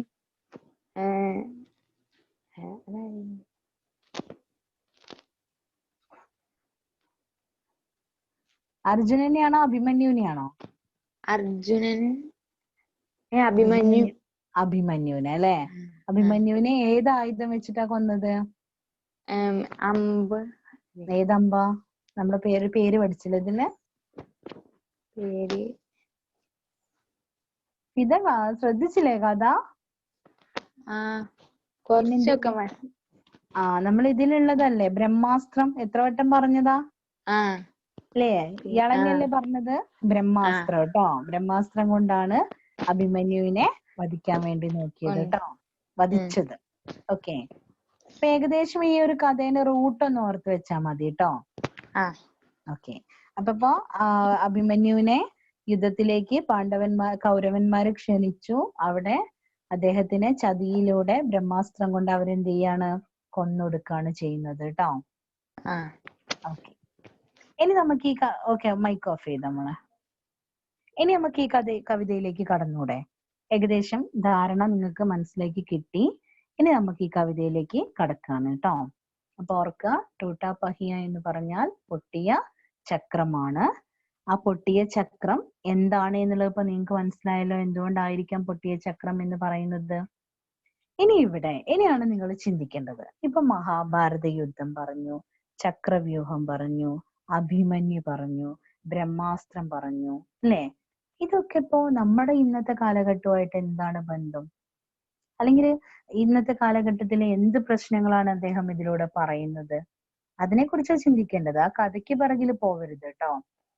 ഇതൊക്കെ ഇപ്പൊ ഇന്നത്തെ കാലഘട്ടമായിട്ട് എങ്ങനെയാണ് അദ്ദേഹത്തിന് ബന്ധപ്പെടുത്താൻ സാധിക്കുക? അവിടെയാണ് പോയിന്റ്. അവിടെയാണ് നമ്മുടെ മാർക്ക് കിടക്കുന്നത്. മനസ്സിലായോ? അതിലൂടെ ആ ചിന്തയാണ്, അല്ലെങ്കിൽ ഓരോ മാർക്ക്, 2 മാർക്ക്, 4 മാർക്കൊക്കെ വരുന്നത് ഇങ്ങനെ ചിന്തിക്കുന്ന സമയത്ത് നമുക്ക് കിട്ടുള്ളൂ. ഇപ്പൊ നിങ്ങൾക്ക് ആർക്കെങ്കിലും ചിന്തിച്ചിട്ട് കിട്ടുന്നുണ്ടോ? എങ്ങനെയായിരിക്കാം ഇതിപ്പോ അങ്ങനെ വന്നിട്ടുണ്ടായിരിക്കുക എന്നുള്ളത് ചിന്തിക്കാം. ചിന്തിച്ചു നോക്കിയിട്ട് കിട്ടുന്നുണ്ട്. എന്ത് പ്രശ്നത്തിനെ കുറിച്ചായിരിക്കാം അദ്ദേഹം പറഞ്ഞിട്ടുണ്ടാവുക? നമുക്ക് നോക്കാം. ഓക്കെ. അപ്പൊ നമ്മൾ ഫസ്റ്റ് സ്റ്റാൻസ് എടുക്കുകയാണ്. ഫസ്റ്റ് സ്റ്റാൻസ് എന്ന് പറഞ്ഞാല് കുറച്ചിങ്ങോട്ട് പോരും കേട്ടോ. നോക്കുക. मैम रिद का टूटा हुआ पहिया हूं, लेकिन मुझे फेंको मत। क्या जाने कब इस दुरूह चक्रव्यूह में अक्षौहिणी सेनाओं को चुनौती देता हुआ कोई दुस्साहसी अभिमन्यु आकर गिर जाए. ഇത്രയും നോക്കാം. ഇതാണ് നമ്മളൊരു ഫസ്റ്റ് സ്റ്റാൻസ് ആയിട്ട് എടുക്കുന്നത് കേട്ടോ. मैं रिद का टूटा हुआ पहिया हूं, लेकिन मुझे फेंको मत। क्या जाने कब इस दुरूह चक्रव्यूह में अक्षौहिणी सेनाओं को चुनौती देता हुआ कोई दुस्साहसी अभिमन्यु आकर गिर जाए.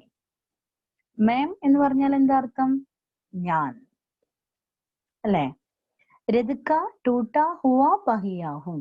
എന്താണ് രതിക്ക ടൂട്ട ഹുവ പഹിയാഹും എന്ന് പറയുന്നത്? രഥത്തിന്റെ പൊട്ടിയ ചക്രം ആകുന്നു. അപ്പൊ എന്താ അർത്ഥം? ഞാൻ രഥത്തിന്റെ പൊട്ടിയ ചക്രം ആകുന്നു. ലേക്കിൻ എന്നാൽ, അല്ലെങ്കിൽ പക്ഷേ, ലേക്കിൻ എന്നാൽ, മുझे फेंको मत. മുझे എന്താ മുझे എന്ന് പറഞ്ഞാല്? എന്നെ. മുജെ എന്ന് പറഞ്ഞാൽ എന്നെ. ലേക്കിൻ മുജെ ഫേങ്കോ മത്ത്. ഇത് ഫേങ്കിന എറിയുക. ഫേങ്കോ മത്ത് എന്ന് പറഞ്ഞാൽ എറിയരുത് അല്ലെങ്കിൽ വലിച്ചെറിയരുത്. ഫേങ്കോ മത്ത് എന്ന് പറഞ്ഞാൽ വലിച്ചെറിയരുത്. ഇപ്പൊ എന്താ പറഞ്ഞത്? ഞാൻ രഥത്തിന്റെ പൊട്ടിയ ചക്രമാണ് അല്ലെങ്കിൽ രഥത്തിന്റെ പൊട്ടിയ ചക്രമാകുന്നു. ലേക്കിൻ മുജെ ഫേങ്കോ മത്ത്. എന്നാല് നിങ്ങൾ എന്നെ വലിച്ചെറിയരുത് എന്ന് പറഞ്ഞാൽ എന്താ? നമ്മൾ എന്ത് വേസ്റ്റും എന്ത് ചെയ്യാ നമ്മള് വലിച്ചെറിഞ്ഞ് കളയുക ചെയ്യുക. പിന്നീട് അതിനെ കൊണ്ടുള്ള ഉപയോഗം നമ്മൾ ചിന്തിക്കൂല, അല്ലെ? അതിപ്പോ ഏറ്റവും നല്ലൊരു ഉദാഹരണത്തിന് പറ്റിയൊരു സമയമാണ് നമ്മുടെ ഈ ലോക്ക്ഡൌൺ സമയം, അല്ലെ? നമ്മൾ വലിച്ചെറിയുകയും നിസ്സാരമായിട്ട് കാണുകയും ചെയ്യുന്ന കുറേ കാര്യങ്ങളുണ്ട്. നമ്മൾ യൂട്യൂബ് ഒക്കെ കണ്ടാൽ നിങ്ങൾക്ക് അറിയണ്ടാവൂലേ? ഓരോരോ സംഭവങ്ങളൊക്കെ ഉണ്ടാക്കി മാറ്റുന്നത് കാണാറില്ലേ? നമ്മൾ നിസ്സാരമായിട്ട് കണ്ടിരുന്ന ഓരോ വസ്തുക്കളും നല്ലൊരു കലാസൃഷ്ടിയായിട്ട് മാറുന്നതൊക്കെ നിങ്ങൾ യൂട്യൂബിലൊക്കെ കാണുന്നുണ്ടാവും, അല്ലേ? അപ്പൊ ഒന്നിനെയും നമ്മൾ എന്തായിട്ട് കാണാൻ പാടില്ല? നിസ്സാരമായിട്ട് കാണാൻ പാടില്ല. അതാണ് അദ്ദേഹം ഇവിടെ പറഞ്ഞത്. ഞാനൊരു പൊട്ടിയ രഥത്തിന് ചക്രമാണ്, ഓക്കെ, പക്ഷേ ലേക്കിൻ മുജെ ഫേങ്കോ മത്ത്. എന്നാൽ നിങ്ങൾ എന്നെ വലിച്ചെറിയരുത്. ക്യാ ജാനേ, എങ്ങനെ അറിയാം അല്ലെങ്കിൽ എന്തറിയാം? ക്യാ ജാനേ, എന്തറിയാം? കബ്, എപ്പോഴാണോ? കബ്, എപ്പോഴാണോ? എപ്പോൾ എന്നുള്ള അർത്ഥമാണ് കബിന് വരിക. പക്ഷെ നമ്മൾ കവിതയിൽ വരുമ്പോ എപ്പോൾ എന്ന് പറഞ്ഞ് നമുക്ക് നിർത്തിയാൽ അർത്ഥം കിട്ടില്ല. എപ്പോഴാണോ എന്ന് പറയാട്ടോ. ഇസ് ദുരൂഹ ചക്രവ്യൂഹമേ. ഇസ് ദുരൂഹ ചക്രവ്യൂഹമേ. എന്ത് ദുരൂഹ്? നമ്മൾ മലയാളത്തിൽ പറയുന്ന വാക്ക് തന്നെയാണ് ദുരൂഹം കേട്ടോ. ദുരൂഹ സാഹചര്യത്തിൽ കൊല്ലപ്പെട്ടു എന്ന് കേൾക്കാറില്ലേ നിങ്ങള്? അതായത് നമുക്ക് മനസ്സിലാക്കാൻ കഴിയാത്ത കേട്ടോ, ദുരൂഹമായ അല്ലെങ്കിൽ സംശയം അടങ്ങിയിട്ടുള്ള രീതിയിൽ, അതൊക്കെയാണ് ദുരൂഹം എന്ന് ഉദ്ദേശിക്കുന്നത് കേട്ടോ. അല്ലെങ്കിൽ ഏറ്റവും പ്രയാസമുള്ള അങ്ങനെ വേണമെങ്കിലൊക്കെ പറയാം.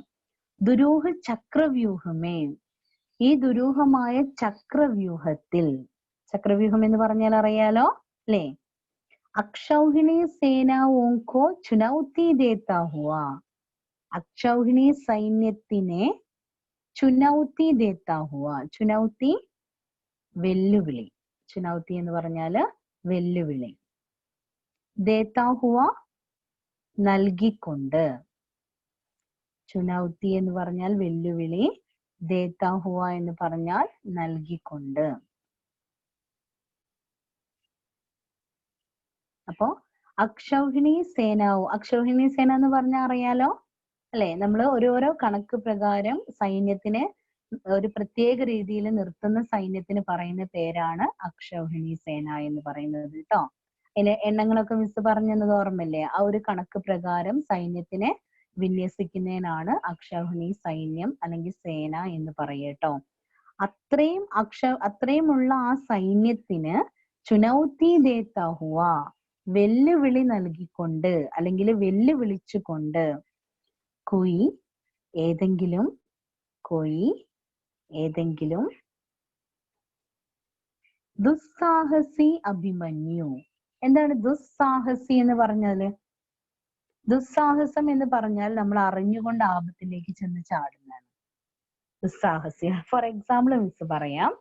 നമ്മളിപ്പോ ഇങ്ങനെ നടന്നു പോകുന്ന ഒരു പുഴേന്റെ വക്കത്ത് കൂടെയൊക്കെ അല്ലെങ്കിൽ ഒരു തോട്ടിന്റെ വക്കത്ത് കൂടെയൊക്കെ നമ്മൾ നടന്നു പോകുമ്പോ ഒരു കുട്ടി ഇങ്ങനെ വെള്ളത്തിൽ മുങ്ങി ഇങ്ങനെ മരിക്കാനാവുന്ന അല്ലെങ്കിൽ അതിന് താഴ്ന്നു പോകുന്നത് നമ്മൾ കാണുകയാണ്. ആ കാണുന്ന സമയത്ത് നമ്മൾ ഒറ്റയടിക്ക് അപ്പുറത്തേക്കും ഇപ്പുറത്തേക്കും ചിന്തിക്കാതെ നമ്മൾ എടുത്ത് ചാടുകയാണ്. എടുത്ത് ചാടിയിട്ട് ഒരു പക്ഷെ ചിലപ്പോൾ നമുക്ക് നീന്തറിയുണ്ടാവും, ചിലപ്പോൾ നമുക്ക് നീന്തറിയുണ്ടാവില്ല. എന്തായാലും വേണ്ടില്ല, നമ്മൾ എടുത്ത് ചാടുന്നു, ആ കുട്ടിയെ നമ്മൾ രക്ഷപ്പെടുത്തുന്നു, അല്ലെ? അതിന് പറയുന്ന പേരാണ് സാഹസം എന്ന് പറയുന്നത്. ഇങ്ങനെ എന്തെങ്കിലും ഒരു കുട്ടീനെ രക്ഷിക്കുകയോ അല്ലെങ്കിൽ ഇങ്ങനെ എന്തെങ്കിലും ഒരു അപകടത്തിൽ നമ്മൾ ആൾക്കാരെ സഹായിക്കുകയോ ചെയ്താൽ ആ ഒരു പേരെന്താണ്? നമ്മൾ സാഹസം ചെയ്തു എന്നാണ് പറയുക, അല്ലെ? ഓരോ സാഹസം ചെയ്താലും ഇതിന് അവാർഡും കാര്യങ്ങളൊക്കെ കൊടുക്കാറുണ്ട് ചിലത്, അല്ലെ? എന്തിനുള്ള അവാർഡാ കൊടുക്കാറ്? സാഹസം ചെയ്താലും ധീരതയ്ക്കുള്ള അവാർഡാണ് കൊടുക്കുക. അപ്പൊ ഈ സാഹസം എന്ന് പറയുന്നത് എന്ത് തന്നെയാണ്? ധൈര്യം തന്നെയാണ്. മനസ്സിലായോ? പക്ഷെ ധൈര്യത്തിന്റെ ഏറ്റവും ടോപ്പ് അവസ്ഥയാണത്. ഓരോരോ രീതിയിൽ ഇപ്പൊ എനിക്ക് നിങ്ങൾക്ക് ധൈര്യമുണ്ട് ഇല്ലേ? നിങ്ങൾക്ക് ധൈര്യമുണ്ട്, ഒരു വിധത്തിനൊക്കെ ഉള്ള ധൈര്യമുണ്ട്. നിങ്ങൾക്ക് തമ്മിൽ തല്ലാനുള്ള ധൈര്യമുണ്ട്, ചീത്ത പറയാനുള്ള ധൈര്യമുണ്ട്, എല്ലാം ഉണ്ട്. പക്ഷെ അമ്മേനെ അച്ഛനെ അടിക്കാനുള്ള ധൈര്യം ഉണ്ടോ? ഇല്ല, അവിടെ നമുക്ക് ധൈര്യം ഇല്ല. ടീച്ചേഴ്സിനെ അടിക്കാനുള്ള ധൈര്യം ഉണ്ടോ? ഇല്ല. ടീച്ചേഴ്സിന് കുട്ടികളെ അടിക്കാനുള്ള ധൈര്യമുണ്ട്, അച്ഛനമ്മമാർക്ക് കുട്ടികളെ അടിക്കാനുള്ള ധൈര്യമുണ്ട്. പക്ഷെ അങ്ങനെ വിചാരിച്ചിട്ട് ക്ലാസ് റൂമിലെ എല്ലാ കുട്ടികളെ മുന്നിലേക്കും വെച്ചുകൊണ്ട് നിങ്ങളെ മുഖത്തൊരടി തരാനുള്ള ധൈര്യം ടീച്ചർമാർക്ക് ഉണ്ടോ? ഇല്ല. മനസ്സിലായില്ല? അപ്പൊ ധൈര്യം എന്ന് പറയുന്നത് എന്താണ്? പല രീതിയിലാണ്. അപ്പോ ആ ധൈര്യത്തിന്റെ ഏറ്റവും ഉയർന്ന അവസ്ഥയാണ് ശരിക്കും എന്തെന്ന് പറയുന്നത്? സാഹസം എന്ന് പറയുന്നത്. ഓക്കെ, അങ്ങനെ രക്ഷിക്കുന്നു, സാഹസം കാണിക്കുന്നു. എന്നാൽ ഇതേപോലെ ഒരാൾ വരുന്നു, ഇതേപോലെ ഒരു കുട്ടീനെ ഇങ്ങനെ വെള്ളത്തിൽ കാണുകയാണ്. ഇയാൾക്കാണെങ്കിൽ നീന്തറിയില്ല എന്നുള്ള ഇയാൾക്ക് അറിയാം, വ്യക്തമായിട്ട് അറിയാം. അപ്പൊ അയാൾ ചിന്തിക്കുക, ഞാനിപ്പോ ചാടിയാല് അപ്പൊ ആ കുട്ടീനെ രക്ഷിക്കാൻ പറ്റുകയാണെങ്കിൽ ചിലപ്പോ അപ്പൊക്ക് ഒരു അവാർഡൊക്കെ കിട്ടും. അല്ല, ഇനിയിപ്പോ എന്തായാലും ഇപ്പൊ ഞാൻ ചാടിയ ഇനി വരുന്നവരുണ്ടാവില്ലല്ലോ, ഒരു വേണേ നീയും കൂടി രക്ഷിച്ചോളും എന്നുള്ള രീതിയിൽ ഒരു ദുസ്സാഹസം കാണിക്കാൻ. തനിക്ക് കഴിവില്ല, തനിക്ക് അതിൽ നിന്ന് രക്ഷപ്പെടാൻ സാധിക്കില്ല എന്നൊക്കെ അറിഞ്ഞുകൊണ്ട് മനസ്സിന് തന്നെ ഒരു ബലമില്ലാതെയാണ് അയാൾ അതിലേക്ക് എടുത്തു ചാടുന്നത്. അതിന് പറയുന്ന പേരാണ് എന്തെന്ന് പറയുന്നത്? ദുസ്സാഹസം എന്ന് പറയുന്നത്. ഓക്കെ, അതായത് നമ്മളിപ്പോ അഭിമന്യുവിനെയാണ് ഇവിടെ ദുസ്സാഹസി എന്ന് പറയുന്നത്. അവിടെ എന്തായിരിക്കും അങ്ങനെ പറയാൻ കാരണം? അതായത് ചക്രവ്യൂഹത്തിന്റെ ഉള്ളിലേക്ക് കയറാനും അവിടെ നിന്ന് യുദ്ധം ചെയ്യാനും മാത്രമേ ആർക്കറിയുള്ളൂ? അഭിമന്യുവിന് അറിയുള്ളൂ. അതിനുള്ളിൽ പോയാൽ തന്റെ ജീവനും കൊണ്ട് പുറത്തേക്ക് വരാൻ കഴിയില്ല എന്നുള്ള 100% ബോധ്യം ആർക്കുണ്ട്? അഭിമന്യുവിനുണ്ട്, ഇല്ലേ? എന്നിട്ട് പോലും ഒരു ദുസ്സാഹസം കാണിക്കാണ് ചെയ്തത് ആര്? അഭിമന്യു. അതിനുള്ളിലേക്ക് കയറിയില്ലേ? തനിക്ക് ജീവൻ ആപത്താണെന്ന് അറിഞ്ഞുകൊണ്ട് തന്നെ അഭിമന്യു എന്ത് ചെയ്തു? ചക്രവ്യൂഹത്തിനുള്ളിലേക്ക് കയറി. അതുകൊണ്ടാണ് നമ്മുടെ അഭിമന്യുവിന് എന്ത് പേര് വരാൻ കാരണം ഇവിടെ വന്നത്? ദുസ്സാഹസി അഭിമന്യു എന്ന് പറയാൻ കാരണം. ഓക്കെ, ഈ ദുസ്സാഹസി അഭിമന്യുവില് ദുസ്സാഹസി എന്ന് പറഞ്ഞ വേർഡ് അഭിമന്യുവിനെ നമ്മൾ വിശേഷിപ്പിക്കാൻ ഉപയോഗിച്ചതാണ് കേട്ടോ. അഭിമന്യുവിനെ വിശേഷിപ്പിക്കാനാണ് ഉപയോഗിച്ചത്. അതുകൊണ്ട് ഈ വാക്ക് എന്താണ് അവിടെ? വിശേഷണമാണ് കേട്ടോ. അഭിമന്യുവിനെ വിശേഷിപ്പിക്കാൻ ഉപയോഗിച്ചത് കൊണ്ട് ആ വാക്ക് എന്താണ്? വിശേഷണം ആണ്. ഇത് ഗ്രാമർ ആണ് കേട്ടോ. ഓക്കെ, അപ്പൊ അതാണ് അദ്ദേഹം ഇവിടെ പറയുന്നത്. എന്താണ് പറഞ്ഞത്? ഒന്നുകൂടി നോക്കാം നമുക്ക്. ദുസ്സാഹസി അഭിമന്യു ആക്കർ. ഏതെങ്കിലും ഒരു ദുസ്സാഹസിയായിട്ടുള്ള അഭിമന്യു വന്നിട്ട്, ആക്കർ വന്നിട്ട്, ആക്കർ എന്ന് പറഞ്ഞാൽ വന്നിട്ട്. ഗിർജായ്, ഗിർജായ് അകപ്പെട്ടാലോ, ഗിർജായ് അകപ്പെട്ടാലോ അല്ലെങ്കിൽ കുടുങ്ങിപ്പോയാലോ. ഓക്കെ, ഇവിടെ നിങ്ങൾ ഈ ആക്കർ എന്ന് കണ്ടോ? മിസ് പറഞ്ഞു ആക്കർ എന്ന് പറഞ്ഞാൽ വന്നിട്ട്. അപ്പൊ ഇട്ട് അല്ലെ, ഒരു ക്രിയ കഴിഞ്ഞിട്ട് എന്നുള്ള ഒരു ഓർമ്മയാണ് നമുക്ക് തന്നത്. അതായത് വെർബ്, വെർബ് എന്ന് പറഞ്ഞാൽ എന്താ? ക്രിയ ആണല്ലോ അല്ലെ. ക്രിയ പ്ലസ് കർ. ഈ ക്രിയയോട് കൂടി കർ എന്നുള്ള സംഭവം വന്നിട്ടുണ്ടെങ്കിൽ നമുക്ക് കിട്ടുക ആ ക്രിയ കഴിഞ്ഞിട്ട് എന്നുള്ളൊരു ബോധമാണ് നമുക്ക് കിട്ടുക. അതായത് ആന എന്ന് പറഞ്ഞാൽ ക്രിയയാണ് അല്ലെ. ആന എന്ന് പറഞ്ഞാൽ വരിക, ആക്കർ വന്നിട്ട്. ജാന പോവുക, ജാക്കർ പോയിട്ട്. ചൽന നടക്കുക, ചൽക്കർ നടന്നിട്ട്. മനസ്സിലായില്ലേ? പീന കുടിക്കുക, പീക്കർ കുടിച്ചിട്ട്. ഏതിന്റെ കൂടെയും ഈ കർ വരികയാണെന്നുണ്ടെങ്കിൽ ആ ക്രിയ കഴിഞ്ഞിട്ട് എന്നുള്ള ബോധമാണ് നമുക്ക് കിട്ടുക ട്ടോ. കഹ്കർ പറഞ്ഞിട്ട്, ലിഖ്കർ എഴുതിയിട്ട്, ദൗഡ്കർ ഓടിയിട്ട്. മനസ്സിലായോ? ഇത് നിങ്ങൾക്ക് മനസ്സിലാവുന്ന രീതിയിലൊന്ന് ഓർത്ത് വെക്കുക, എഴുതി വെക്കുകയോ ചെയ്യുക കേട്ടോ. രണ്ട് ഗ്രാമർ ഞാൻ പറഞ്ഞു, ഒന്ന് വിശേഷണം പറഞ്ഞു, രണ്ടാമത്തത് ഈ കർ എന്നുള്ളതിന്റെ പ്രയോഗം കൂടി പറഞ്ഞു തന്നു കേട്ടോ. വിശേഷണം ദുസ്സാഹസിയാണ്. അതൊക്കെ നമ്മൾ ഏത് വാക്കാണോ വരുന്നത് അവിടെ അതിന്റെ അടുത്ത് ആ നൗണിനെ വിശേഷിപ്പിക്കാൻ അവിടെ ഉണ്ടാവും. അത് ഓർത്താൽ മതി. വളരെ സിമ്പിൾ ആയിട്ടുള്ള ഒരു സാധനമാണ് അത് കേട്ടോ. ഇതും കൂടി ഒന്ന് ആലോചിച്ച് വെക്കാം. മനസ്സിലായില്ലേ? ഞങ്ങൾ അവിടെ പോയിട്ട് എന്നൊക്കെ ചിലപ്പോൾ നമുക്ക് ഡയറി ഒക്കെ എഴുതുന്ന സമയത്തൊക്കെ വേണ്ടി വരും കേട്ടോ. പോയിട്ട് അല്ലെങ്കിൽ മറന്നിട്ട് മറന്നിട്ട് എന്നൊക്കെ നമ്മൾ പറയില്ലേ, ഭൂൽക്കർ എന്നൊക്കെ പറയില്ലേ. അപ്പൊ അതിനൊക്കെ ഈ കർ ചേർത്ത് കൊടുത്താൽ മതി കേട്ടോ. ഓക്കെ, അപ്പൊ എന്താ പറഞ്ഞത്? കോയി ദുസ്സാഹസി അഭിമന്യു ആക്കർ ഗിർജായ്. ഗിർജായ് എന്ന് പറഞ്ഞാല് അകപ്പെട്ടാലോ. അതായത് ഇവിടെ ആരാണ് ഈ മാം എന്ന് പറയുന്നത്? നമ്മുടെ ഈ ഒരു പാഠത്തില് മാം എന്ന് പറയുന്നത് ആരാണ്? ഈ മാം അറിയോ ആരാന്ന്? ഈ മാം എന്ന് പറയുന്നത് നമ്മുടെ ടൂട്ടാ പഹിയാണ് ട്ടോ. ടൂട്ടാ പഹിയ തന്റെ കഥ നമ്മൾക്ക് പറഞ്ഞു തരികയാണ്. ഞാൻ എന്ന് പറയുന്നത് ഇവിടെ ടൂട്ടാ പഹിയ ആണ്. ഓക്കെ, ഇനി ഒന്നും കൂടി പറഞ്ഞുതരാം മിസ്, ശരിക്കും ശ്രദ്ധിക്കാം.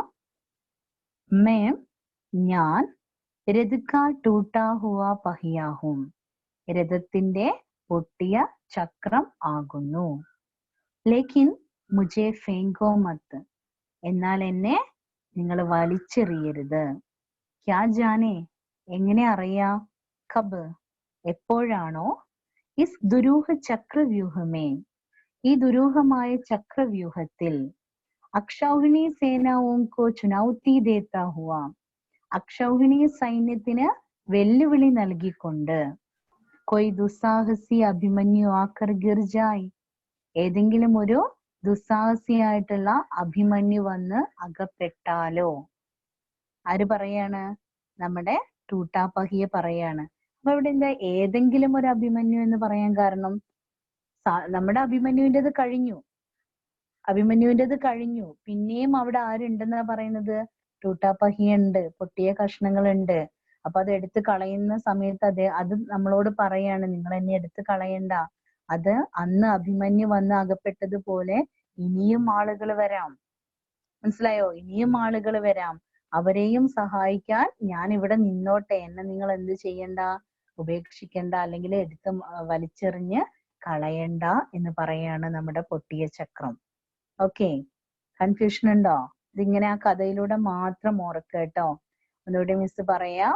ഞാൻ രഥത്തിന്റെ പൊട്ടിയ ചക്രമാകുന്നു, എന്നാൽ എന്നെ വലിച്ചെറിയരുത്. എങ്ങനെ അറിയാ? എപ്പോഴാണോ ഈ ദുരൂഹമായ ചക്രവ്യൂഹത്തിൽ അക്ഷൗഹിണി സൈന്യത്തിന് വെല്ലുവിളി നൽകിക്കൊണ്ട് ഏതെങ്കിലും ദുസ്സാഹസിയായ അഭിമന്യു വന്ന് അകപ്പെട്ടാലോ. ഓക്കെ, കൺഫ്യൂഷൻ ഉണ്ടോ? ഇത് നമ്മൾ ആ കഥ തന്നെയാണ് കേട്ടോ, വേറെ ഒന്നും ഇതിൽ ഓർക്കാനില്ല. ഓക്കെ, ഇനി നമ്മൾ സെക്കൻഡ് സ്റ്റാൻസയിലേക്ക് പോവുകയാണ്. സെക്കൻഡ് സ്റ്റാൻസ എന്ന് പറഞ്ഞാൽ നമുക്ക് അങ്ങനെ ഇതായിട്ട് തിരിച്ചിട്ടൊന്നുമില്ല, അത് ലാസ്റ്റത്തെ 4 വരി മാത്രമേ അങ്ങനെ കൊടുക്കുന്നുള്ളൂ. എന്നാലും നമ്മൾ പറയുമ്പോൾ നമുക്കൊരു ഇതിന് വേണ്ടിയിട്ട് നമ്മൾ കുറച്ചെടുക്കാണ് കേട്ടോ. ഇനി നമുക്ക് വേണ്ടത് अपने पक्ष को असत्य जानते हुए भी बड़े बड़े महारथी अकेली निहत्ती आवाज को अपने ब्रह्मास्त्रों से कुचल देना चाहे, तब मैं रथ का टूटा हुआ पहिया उसके हाथों में ब्रह्मास्त्रों से लोहा ले सकता हूं. അതുവരെയാണ് സെക്കൻഡ് സ്റ്റാൻസ കേട്ടോ. ഇത്രയും ഓർത്ത് വയ്ക്കുക. ഏതൊക്കെയാണ്? നമ്മളിപ്പോ നേരത്തെ പറഞ്ഞ ബഡേ ബഡേ മഹാരഥി മുതല് നമ്മുടെ ബ്രഹ്മാസ്ത്രംസെ ലോഹാലേ സക്താഹം വരെ നമ്മൾ പറയാണ്. ഓക്കെ, അല്ല ബ്രഹ്മാസ്ത്രംസെ അല്ല, അതിന്റെ മുകളിലുണ്ടല്ലോ അല്ലെ, അപ്പനെ പക്ഷിക്കോ മുതലാണ് കേട്ടോ. അപ്പനെ പക്ഷിക്കോ അസത്യ ജാൻതെ ഹുയേ ബി എന്ന് മുതൽ നമ്മൾ തുടങ്ങുകയാണ്. അപ്പനെ പക്ഷ, എന്താണ് പക്ഷ? പക്ഷ എന്ന് പറഞ്ഞ ഭാഗം, തന്റെ ഭാഗം, പക്ഷ ഭാഗം. അസത്യ ജാൻതെ ഹുയേ ബി, അസത്യ അസത്യം, സത്യമല്ലാത്തത് കേട്ടോ. അസത്യ ജാൻതെ ഹുയേ ബി, ജാൻതെ ഹുയേ ബി അറിയാമായിരുന്നിട്ട് കൂടി. ജാൻതെ ഹുയേ ബി എന്ന് പറഞ്ഞാൽ അറിയാമായിരുന്നിട്ട് കൂടി.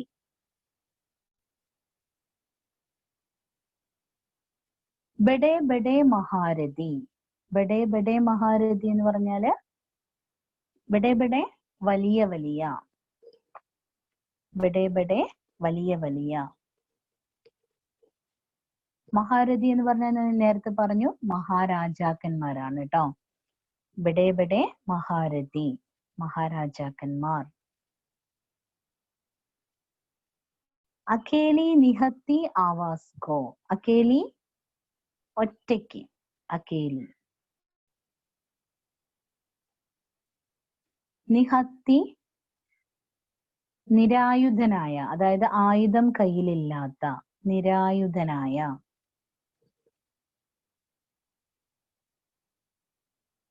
ആവാസ്, ആവാസ് എന്ന് പറഞ്ഞാൽ ഇവിടെ ശബ്ദമാണ്, അർത്ഥം ശബ്ദമാണ്. ഇവിടെ എന്താ വരിക എന്ന് നമ്മൾ കവിത എടുക്കുന്ന സമയത്തെ പറയുള്ളൂ ട്ടോ. ആവാസ് എന്ന് പറഞ്ഞാൽ അർത്ഥം ശബ്ദം എന്നാണ് ട്ടോ. അടുത്ത വരി. അപ്പനെ ബ്രഹ്മാസ്ത്രം സെ കുജൽ ദേന ചാഹേ. ബ്രഹ്മാസ്ത്രം എന്താന്ന് അറിയാം അല്ലേ? കുജൽ ദേന, കുജൽ ദേന ചവിട്ടി മെതിക്കുക, കുജൽ ദേന ചവിട്ടി മെതിക്കുക.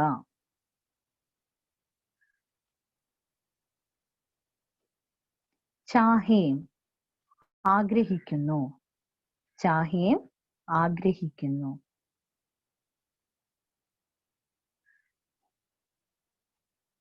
താഴെ തബ് മേം, തബ് അപ്പോൾ, അപ്പോൾ ഞാൻ, തബ് മേം.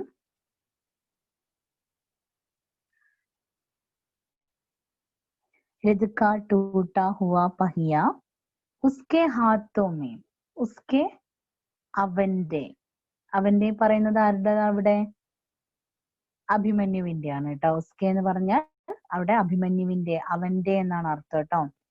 ഹാത്തോമേം, ഹാത്ത് കൈ, ഹാത്തോമേം എന്ന് പറഞ്ഞാൽ കൈകളിൽ, ഹാത്തോമേം എന്ന് പറഞ്ഞാൽ കൈകളിൽ.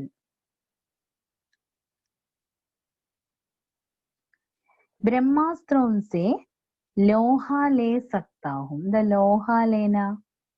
ലോഹാലേന നേരിടുക അല്ലെങ്കിൽ എതിരിടുക. ലോഹാലേന നേരിടുക അല്ലെങ്കിൽ എതിരിടുക. ഈ ലോഹാലേനയ്ക്ക് നമ്മൾ പഠിച്ച വാക്ക് എന്താണെന്നറിയോ? സാമ്ന കർണ. വേറെ വാക്കാണ് കേട്ടോ, സാമ്ന കർണ. സാമ്ന കർണ എന്ന് പറഞ്ഞാല് നേരിടുക എന്നാണ് കേട്ടോ. നിങ്ങൾക്ക് ലോഹാലേന എന്നൊക്കെ കവിതയിൽ അതന്നെ ഉപയോഗിക്കണം. ഇനി അഥവാ ചിലപ്പോ വാക്കുകൾ ചോദിക്കല്ലോ, പിന്നെ സമാനാർത്ഥി ശബ്ദം എന്താണ് അല്ലെങ്കിൽ ഇതിന്റെ ആശയം എന്താന്നൊക്കെ ചിലപ്പോ ചോദിക്കൂ കേട്ടോ. ആ സമയത്ത് എഴുതേണ്ടത് സാമ്ന കർണ എന്നാണ് കേട്ടോ. സാമ്ന കർണ എന്ന് പറഞ്ഞാൽ നേരിടുക എന്നാണ് അർത്ഥം. അപ്പൊ ലോഹാലയ സക്താഹും എന്ന് പറഞ്ഞാൽ, ലോഹാലേന എന്ന് പറഞ്ഞാല് നേരിടുക. സക്താഹും എന്താ? സക്കിന, സക്ക്, സക്കിന എന്ന് പറഞ്ഞാൽ എന്താ? സാധിക്കുക, സക്കിന സാധിക്കുക. ഈ സക്ത എന്ന് പറയുന്നത് ഇത് അങ്ങനെ എളുപ്പം നമുക്ക് പറഞ്ഞു പോകേണ്ട ഒരാളൊന്നും അല്ല. അതിപ്പോ മിസ് കവിതയിലായതുകൊണ്ട് പറയുന്നില്ല. ഇതിനൊരു നിയമമുണ്ട്. ഇത് ഞാൻ ക്ലാസ് എടുത്തതിന് ലാസ്റ്റ് സമയം ഉണ്ടെന്നുണ്ടെങ്കിൽ ഞാൻ പറഞ്ഞുതരാം, അല്ലെങ്കിൽ ഞാൻ അടുത്ത ക്ലാസ്സിൽ പറഞ്ഞുതരാം. ഞാൻ മറന്നു പോയാലും നിങ്ങൾ മറക്കരുത്, എന്നോട് ചോദിക്കണം കേട്ടോ. ഇത് പ്രയോഗിക്കണമെങ്കിൽ ഒരു പ്രത്യേക നിയമം നമ്മൾ അറിഞ്ഞിരിക്കണം. അല്ലാന്നുണ്ടെങ്കിൽ നമ്മൾ എഴുതുന്ന സെന്റൻസ് ഒക്കെ എന്തായി പോകും? തെറ്റിപ്പോകും കേട്ടോ. ഓക്കെ, ഇത് മിസ് പറഞ്ഞുതരാം എന്താണ്. ഇപ്പൊ തൽക്കാലം ഇതിന്റെ അർത്ഥം എഴുതുക, സാധിക്കുക അല്ലെങ്കിൽ കഴിയുക.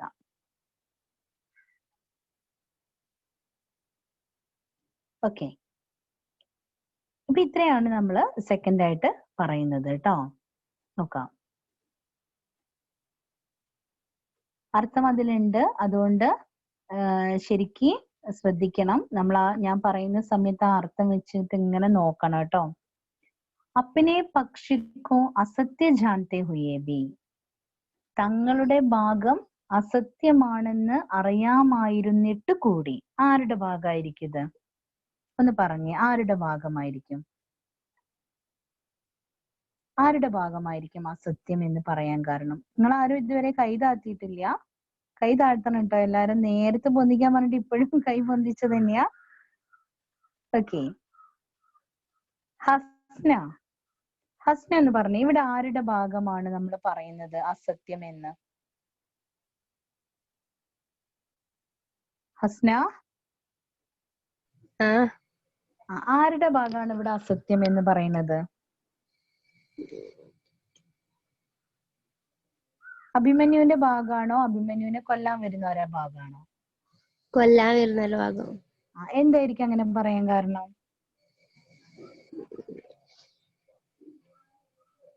അവര് ശരിക്കും ചെയ്യുന്നത് യുദ്ധത്തിന്റെ നല്ല നിയമമാണോ? അല്ല.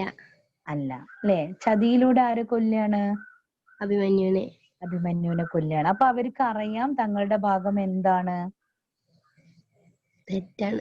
തെറ്റാണ്, അസത്യമാണെന്ന് അവർക്ക് അറിയാം അല്ലെ?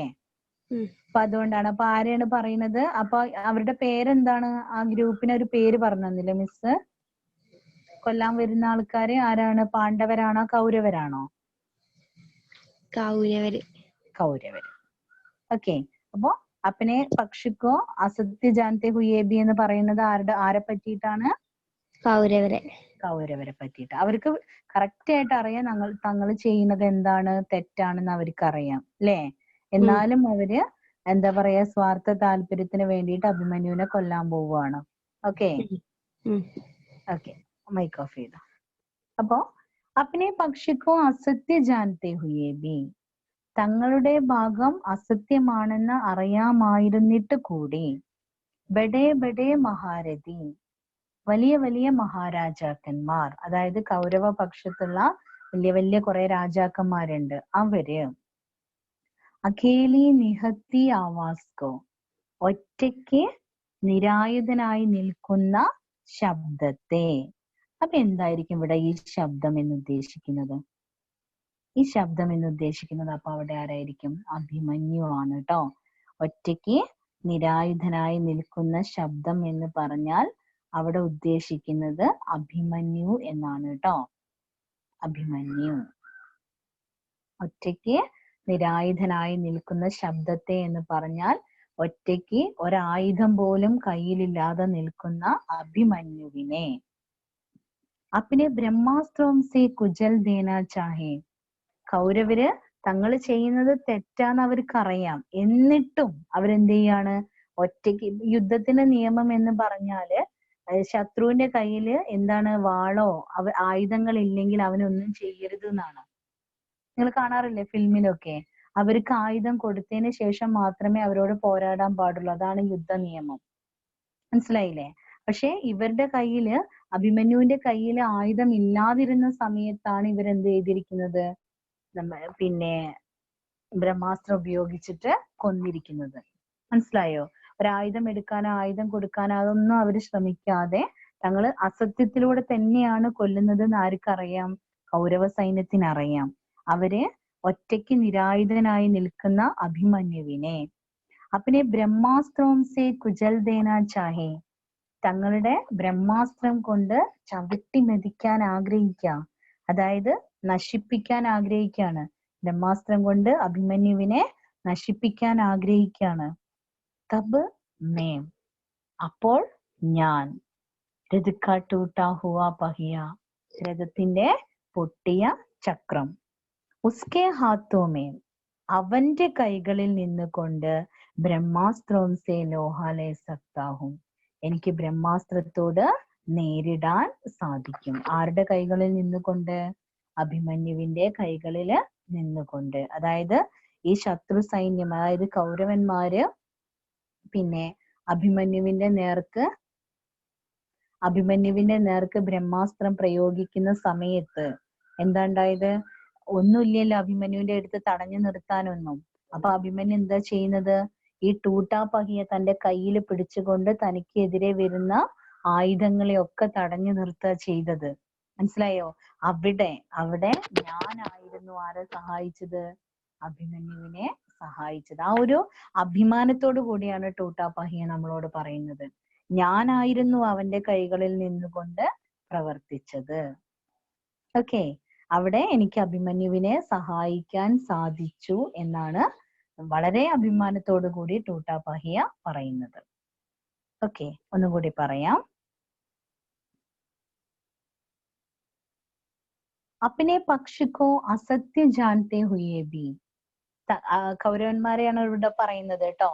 തങ്ങളുടെ ഭാഗം അസത്യമാണെന്ന് അറിയാമായിരുന്നിട്ട് കൂടി ബഡേ ബഡേ മഹാരഥി, വലിയ വലിയ മഹാരാജാക്കന്മാർ, അഖേലി നിഹത്തി ആവാസ്കോ, ഒറ്റയ്ക്ക് നിരായുധനായി നിൽക്കുന്ന ശബ്ദത്തെ. അതായത് അഭിമന്യുവിനെ. അപ്പിനെ ബ്രഹ്മാസ്ത്രം സെ കുചൽ ദേന ചാഹെ, തങ്ങളുടെ ബ്രഹ്മാസ്ത്രം കൊണ്ട് ചവിട്ടി മെതിക്കാൻ ആഗ്രഹിക്കുന്നു. തബ് മേ, അപ്പോൾ ഞാൻ. രഥക ടൂട്ട ഹുവ പഹിയ, രഥത്തിന്റെ പൊട്ടിയ ചക്രം. ഉസ്കെ ഹാത്തോ മേ, അവന്റെ കൈകളിൽ നിന്നുകൊണ്ട് ബ്രഹ്മാസ്ത്രം സെ ലോഹ ലേ സക്താഹും, ബ്രഹ്മാസ്ത്രത്തോട് നേരിടാൻ എനിക്ക് അവന്റെ കൈകളിൽ നിന്നുകൊണ്ട് ബ്രഹ്മാസ്ത്രത്തോട് നേരിടാൻ എനിക്ക് സാധിക്കുന്നു. ഓക്കെ, ഇതാണ്. ഇപ്പൊ ആ സ്റ്റോറി തന്നെയാണ്, വേറൊന്നും അതിലില്ലല്ലോ. അത് നമ്മള് കഥ പോലെ പറഞ്ഞു. ഇത് ടൂട്ടാപ്പഹിയ അവരുടെ ആത്മകഥ പറയുന്നത് പോലെ നമ്മളോട് പറയാണ്, വേറെ ഒന്നുമില്ല. ആദ്യത്തേല് ടൂട്ടാപ്പഹിയ പറഞ്ഞു നിങ്ങൾ എന്നെ ഒരു വേസ്റ്റ് ആന്ന് പറഞ്ഞ് തള്ളിക്കളയാൻ പാടില്ല. അഭിമന്യുവിനെ പോലെ ആരെങ്കിലും ഇനിയും ഇങ്ങനെയുള്ള ചക്രവ്യൂഹത്തിലൊക്കെ വന്ന് പെട്ടുകഴിഞ്ഞാൽ സഹായിക്കാൻ എന്നെ പോലെയുള്ള ടൂട്ടാപ്പഹിയെ ഉണ്ടാവുള്ളൂ. അതുകൊണ്ട് നിങ്ങൾ വലിച്ചെറിയരുതെന്ന് പറഞ്ഞു. ദെൻ സെക്കൻഡില് കൗരവന്മാരെ കുറിച്ച് പറഞ്ഞു. അവര് ചെയ്യുന്നത് തെറ്റാന്ന് അവർക്കറിയാം, എന്നിട്ടും അവര് ഒറ്റയ്ക്ക് ആയുധമൊന്നും ഇല്ലാതെ നിൽക്കുന്ന അഭിമന്യുവിനെ ബ്രഹ്മാസ്ത്രം കൊണ്ട് കൊല്ലാൻ നോക്കുകയാണ്. ആ കൊല്ലാൻ നോക്കുന്ന സമയത്ത് തടഞ്ഞു നിർത്തിയത് ആരായിരുന്നു? ഞാനായിരുന്നു അല്ലെ. അഭിമന്യുവിന്റെ കൈകളിൽ നിന്നുകൊണ്ട് ഒരുവിധം ആയുധങ്ങളെ ഒക്കെ തടഞ്ഞു നിർത്തിയത് പൊട്ടിയ ചക്രമായ ഞാനാണ്. ഇത്രയാണ് പറയുന്നത്. ഓക്കെ, ഇവിടെയൊക്കെ നമ്മൾ സ്റ്റോറി ലെവലിൽ മാത്രം കവിത എടുക്കാം. ഓക്കെ, ഇനി അടുത്തതിലേക്ക് നമ്മൾ പോവാണ്. കുറച്ച് വരിയുള്ളൂ ഇനി കേട്ടോ. മേം രഥക ടൂട്ട പഹിയാഹും, അത്ര മാത്രമേ ഇനിയുള്ളൂ, കുറച്ചുള്ളൂ. ഇതൊക്കെ നമ്മൾ അറിഞ്ഞ വാക്ക് തന്നെയാണ് അല്ലെ.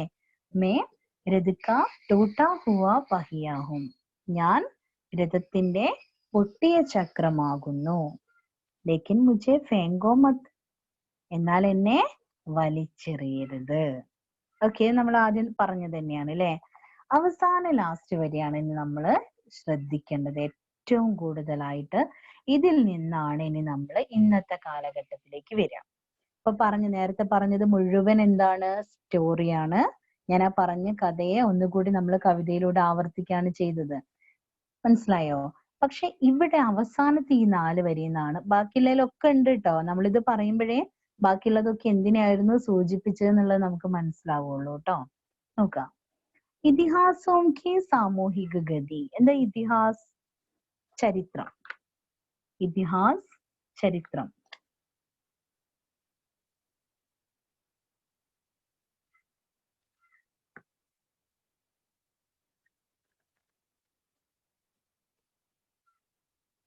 സാമൂഹിക ഗതി എന്ന് പറഞ്ഞാൽ എന്താ? സാമൂഹിക ഗതി എന്ന് പറഞ്ഞാല് നമ്മുടെ ഇന്നത്തെ പോക്കാണ്. ഇന്നത്തെ ഒരു സമൂഹത്തിന്റെ ഒരു പോക്കുണ്ടല്ലോ. നമ്മുടെ സമൂഹത്തിന്റെ പോക്ക് എങ്ങോട്ടാണ് എന്നൊക്കെ നമ്മൾ പറയുന്നില്ലേ? ആ സമൂഹത്തിന്റെ ഗതിയാണ്, ഇന്നത്തെ അവസ്ഥയാണ്, സാമൂഹിക അവസ്ഥയാണ് കേട്ടോ ഗതി. സാമൂഹിക അവസ്ഥ. സഹസ, പെട്ടെന്ന്. സഹസ, പെട്ടെന്ന്.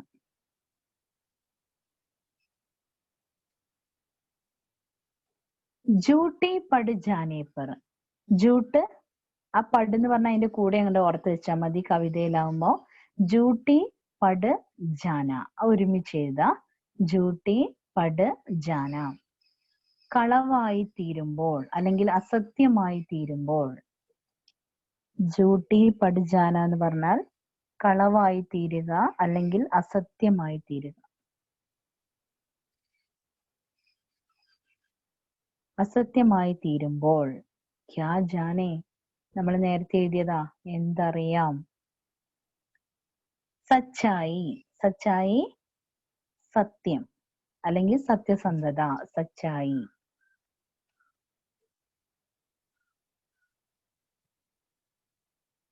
സച്ചായി. ടൂട്ടേ ഹുയേ. എന്താ ടൂട്ടേ ഹുയേ എന്ന് പറഞ്ഞാൽ? പൊട്ടിയ. ടൂട്ടേ ഹുയേ, പൊട്ടിയ.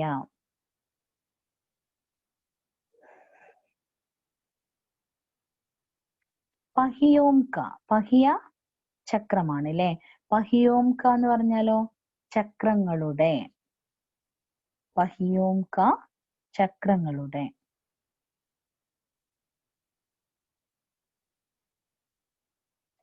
ആശ്രയിലേയും. ആശ്രയം എന്ന് പറഞ്ഞാൽ എന്താ? ആശ്രയം തന്നെയാണ്. ആശ്രയിച്ചാലോ അല്ലെങ്കിൽ ആശ്രയം എടുത്താലോ എന്നാണ് അവിടെ അർത്ഥം. നമ്മൾ പറയുമ്പോൾ ആശ്രയിച്ചാലോ എന്നാണ് പറയാം. ഓക്കെ, ഇവിടെ നോക്കാം. ഇതിഹാസോം കി സാമൂഹിക ഗതി. ചരിത്രത്തിന്റെ, അതായത് ചരിത്രത്തിൽ എന്നാണ് അവിടെ ഉദ്ദേശിക്കുന്നത്. അതാ ഒരു രീതി മാത്രമാണ്. അതായത് നമ്മുടെ ലോകത്തിന്റെ ഗതി, അതായത് ആ ഒരു സാമൂഹിക അവസ്ഥ ചരിത്രത്തിൽ ഇനി മുന്നോട്ട് പോകുന്ന സമയത്ത്, അതാണ് അവിടെ ചരിത്രത്തിൽ എന്ന് പറഞ്ഞത്. ഇത് പുരാണ കാലത്ത് ആ സമയത്ത് പറഞ്ഞതല്ലേ. അപ്പൊ അദ്ദേഹം പറയാണ്, നമ്മുടെ പിന്നെ ചരിത്രത്തിൽ, അതായത് മുന്നോട്ട് കാലം പോകുന്ന സമയത്ത് എന്നെങ്കിലും നമ്മുടെ കാലം, അതായത് നമ്മുടെ സമൂഹത്തിന്റെ അവസ്ഥ എന്താവുകയാണ്? സഹസ ജൂട്ടി പടുജാനേ പർ. എന്നെങ്കിലും അസത്യത്തിന്റെ മാർഗത്തിലൂടെയാണ് നമ്മുടെ സമൂഹം പോകുന്നത് എങ്കിൽ അത് ഇന്നത്തെ കാലത്തിനെ കുറിച്ചിട്ടായിരിക്കും പറഞ്ഞിട്ടുണ്ടായിരിക്കും അല്ലെ. എവിടെയാണ് സത്യമുള്ളത്? ഇന്നത്തെ ഒരു സമൂഹത്തിൽ അല്ലെങ്കിൽ ഇന്നത്തെ ഒരു കാലത്ത് എവിടെയെങ്കിലും നിങ്ങൾക്ക് സത്യം കാണാൻ സാധിക്കുന്നുണ്ടോ? എവിടെ നോക്കുകയാണെങ്കിലും അവിടെ എന്ത് മാത്രമേ നമുക്ക് കാണാൻ സാധിക്കുന്നുള്ളൂ? കള്ളവും ചതിയും അല്ലെ, വഞ്ചനയും. അങ്ങനെ ഓരോരോ കാര്യങ്ങൾ. ഒരാൾക്കും ഒരു പരസ്പര വിശ്വാസമില്ലായ്മയും അല്ലെ, ഒരു ബന്ധങ്ങൾക്ക് ഒരു ആഴമില്ലാതെയും, ഇങ്ങനെ ഒരു പ്രത്യേക ഒരു അവസ്ഥയിലൂടെ നമ്മൾ കടന്നു പോകുന്നത് അല്ലെ. ഒരു പക്ഷേ കവി ഇന്നത്തെ ഈ ഒരു കാലഘട്ടത്തിനൊക്കെ ആയിരിക്കാം, അല്ലെങ്കിൽ മുൻകൂട്ടി അദ്ദേഹം കണ്ടതായിരിക്കാം ഇങ്ങനെ ഒരു കാലം വരുന്നുണ്ട് അല്ലെ. ആ കാലത്തിനെ കുറിച്ചിട്ടുള്ള കവിതയായിട്ടായിരിക്കാം അദ്ദേഹം ഒരു പക്ഷെ ഇത് കൊടുത്തിട്ടുണ്ടായിരിക്കാം. മനസ്സിലായോ? അതാണ് ദീർഘവീക്ഷണം ഉള്ള ആളുകളാണ് കവികൾ എന്ന് പ്രത്യേകം പറയുന്നതിന്റെ കാരണം അതാണ് കേട്ടോ. അപ്പൊ അദ്ദേഹം എന്താ പറയുന്നത്? ചരിത്രത്തില് സമൂഹത്തിന്റെ അവസ്ഥ പെട്ടെന്ന് അസത്യമായിട്ട് തീർന്നു പോവുകയാണെങ്കിൽ, അസത്യമാവുകയാണെങ്കിൽ, ക്യാ ജാനേ, എങ്ങനെ അറിയാം? സച്ചായി ടൂട്ടേ ഹുയേ പഹിയോം കാ ആശ്രയിലേ. സത്യം ആരെ അന്വേഷിച്ചാലോ? പൊട്ടിയ ചക്രങ്ങളെ ആശ്രയിച്ചാലോ? അതൊരു ചോദ്യമാണ്. സത്യം പൊട്ടിയ ചക്രങ്ങളെ ആശ്രയിച്ചാലോ എന്ന് പറഞ്ഞാൽ എന്താ അവിടെ അർത്ഥം? അതായത് ഇനിയാണ് നമ്മൾ കാര്യത്തിലേക്ക് കടക്കുന്നത്. സത്യം പൊട്ടിയ ചക്രങ്ങളെ ആശ്രയിച്ചാലോ എന്നാണ് പറഞ്ഞത് അല്ലേ. അപ്പൊ ഈ പറഞ്ഞത് എല്ലാം എന്ത് തന്നെയാണ്? നമുക്കൊരു പ്രതീകങ്ങളായിട്ടാണ് നമ്മൾ പറഞ്ഞിരിക്കുന്നത്. ഇതിലെല്ലാം പൊട്ടിയ ചക്രം എന്തിന്റെയോ പ്രതീകമാണ്. ബ്രഹ്മാസ്ത്രം, ചക്രവ്യൂഹം, അഭിമന്യു എന്നൊക്കെ പറയുന്നത് എന്താണ്? നമ്മള് ഒരു പ്രതീകങ്ങളായിട്ടാണ് ഇതിലിപ്പോ പഠിച്ചിരിക്കുന്നത്. ഓക്കെ, എന്തൊക്കെ പ്രതീകങ്ങളാണെന്നുള്ളത് മിസ് പറയാം. ഒന്നാമത്തത് മഹാഭാരത യുദ്ധം. നമ്മൾ അവിടെ നിന്നല്ലേ തുടങ്ങിയത്. മഹാഭാരത യുദ്ധം എന്ന് പറഞ്ഞാൽ നമ്മുടെ ജീവിതം അല്ലെങ്കിൽ നമ്മുടെ ഈ ലോകത്തിന്റെയും നമ്മുടെ ജീവിതത്തിന്റെയും ഒക്കെ പ്രതീകമായിട്ടാണ് നമ്മൾ ആരെ കാണുന്നത്? ഈ മഹാഭാരത യുദ്ധത്തിനെ നമ്മൾ കാണുന്നത്. ഓക്കെ, ഇനി ചക്രവ്യൂഹം. ചക്രവ്യൂഹം എന്ന് പറയുന്നത്, ഇതിന്റെ ഹിന്ദി വേർഡ്സ് ഒക്കെ മിസ് തരാം കേട്ടോ. അപ്പൊ നിങ്ങൾ ഓർക്ക മാത്രം, കേട്ടിരിക്കുക മാത്രം ചെയ്യാം എന്ത് ഏതൊക്കെയാണെന്നുള്ളത് കേട്ടോ. ചക്രവ്യൂഹം എന്ന് പറയുന്നത് ഈ ലോകത്തില് അല്ലെങ്കിൽ ഈ ജീവിതത്തിൽ നമ്മൾ നേരിടേണ്ടി വരുന്ന പ്രയാസങ്ങളാണ്, സമസ്യകളാണ്, പ്രശ്നങ്ങളാണ്. മനസ്സിലായോ? നമ്മൾ കുറെ പ്രയാസങ്ങൾ അനുഭവിക്കുന്നില്ലേ? ആ പ്രയാസങ്ങളെയാണ് ഇവിടെ ചക്രവ്യൂഹം എന്ന് പറയുന്നത്. ഓക്കെ, പിന്നെ ഇവിടെ വലിയ വലിയ മഹാരാജാക്കന്മാരെന്ന് പറഞ്ഞു. ഈ വലിയ വലിയ മഹാരാജാക്കന്മാരെന്ന് പറയുന്നത് നമ്മളെ ചൂഷണം ചെയ്യുന്ന ആളുകളാണ്. മനസ്സിലായോ? ഏത് രീതിയിലായാലും വേണ്ടില്ല, നമ്മളെ ചൂഷണം ചെയ്യുന്ന ആളുകളാണ് ഇവിടെ വലിയ വലിയ മഹാരാജാക്കന്മാരെന്ന് പറയുന്നത്. അഭിമന്യു എന്ന് പറയുന്നത് നമ്മളാണ്. അതായത് അവർക്ക് ചൂഷണം ചെയ്യാൻ വിധിക്കപ്പെട്ട ഇരകളായിട്ടുള്ള നമ്മളാണ് ആരായിട്ട് ഇവിടെ പറയുന്നത്? അഭിമന്യുവിനെ പ്രതീകമായിട്ട് കാണുന്നത്. മനസ്സിലായോ? ഇനി ഇവിടെ എന്താ പറയാ, മഹാരഥികളെ പറഞ്ഞു, അവര് നമ്മളെ ചൂഷണം ചെയ്യുകയാണെന്ന് പറഞ്ഞു അല്ലെ. ഈ ചൂഷണം ചെയ്യാൻ അവരുപയോഗിക്കുന്ന മാർഗമാണ് എന്തെന്ന് പറയുന്നത്? ബ്രഹ്മാസ്ത്രങ്ങൾ എന്ന് പറയുന്നത്. അവര് നമ്മളുടെ മേല് പ്രയോഗിക്കുന്ന ശക്തിയാണ് എന്തെന്ന് പറയുന്നത്? ബ്രഹ്മാസ്ത്രം എന്ന് പറയുന്നത്. അതായത് നമുക്ക് അവര് ഒരു ചൂഷണം ചെയ്യപ്പെടാൻ അവര് തുടങ്ങിക്കഴിഞ്ഞാൽ നമുക്ക് അതിൽ നിന്നും ഉയർത്തെഴുന്നേൽക്കാൻ സാധിക്കില്ല. അത്രത്തോളം ശക്തിയിലായിരിക്കും വരിക. മനസ്സിലായില്ലേ? അതിനാണ് എന്ത് പറയുന്നത്? ബ്രഹ്മാസ്ത്രം എന്ന് പറയുന്നത്. ഇവിടെ അസത്യം എന്ന് പറഞ്ഞു അല്ലെ? അസത്യം എന്ന് പറയുന്നത് അവര് ചെയ്യുന്ന നീതിയില്ലായ്മയാണ്. അവര് നിയമപരമായിട്ടാണോ യുദ്ധം ചെയ്തത്? നിയമപരമായിട്ടാണെങ്കിൽ പോലും അതിൽ എന്തുണ്ടായിരുന്നു? കുറച്ച് ചതി ഉണ്ടായിരുന്നു അല്ലേ? അപ്പം അതാണ്. അപ്പൊ ഇങ്ങനെയുള്ള ടൂട്ടാ പഹിയ എന്ന് പറഞ്ഞാല് സത്യത്തിനെ ഈ അഭിമന്യു എന്ന് പറഞ്ഞാൽ സത്യമാണ് അല്ലേ? സത്യമല്ലാത്ത ഒന്നും അഭിമന്യു ചെയ്തിട്ടില്ല. സത്യത്തിന്റെ പ്രതീകമാണ്, ധർമ്മത്തിന്റെ പ്രതീകമാണ്, സാധാരണ ജനങ്ങളുടെ പ്രതീകമാണ് അഭിമന്യു അല്ലേ? ഈ സത്യത്തിനെ നിലനിർത്താൻ, ഭൂമിയിൽ നിലനിർത്താൻ വേണ്ടിയിട്ടാണ് ആരുടെ സഹായം നമ്മൾ ചോദിച്ചത്? ടൂട്ടാ പഹിയന്റെ സഹായം നമ്മൾ ഇവിടെ കണ്ടത്. അപ്പൊ ടൂട്ടാ പഹിയ എന്ന് പറഞ്ഞാൽ എന്തിന്റെ പ്രതീകമാണ്? ടൂട്ടാ പഹിയ സാധാരണ ഏറ്റവും ശക്തി കുറഞ്ഞ ആളുകളുടെ പ്രതീകമാണ്. ഏറ്റവും ശക്തി കുറഞ്ഞ ആളുകളുടെ പ്രതീകമാണ്. രണ്ടാമത്തത് മാനുഷിക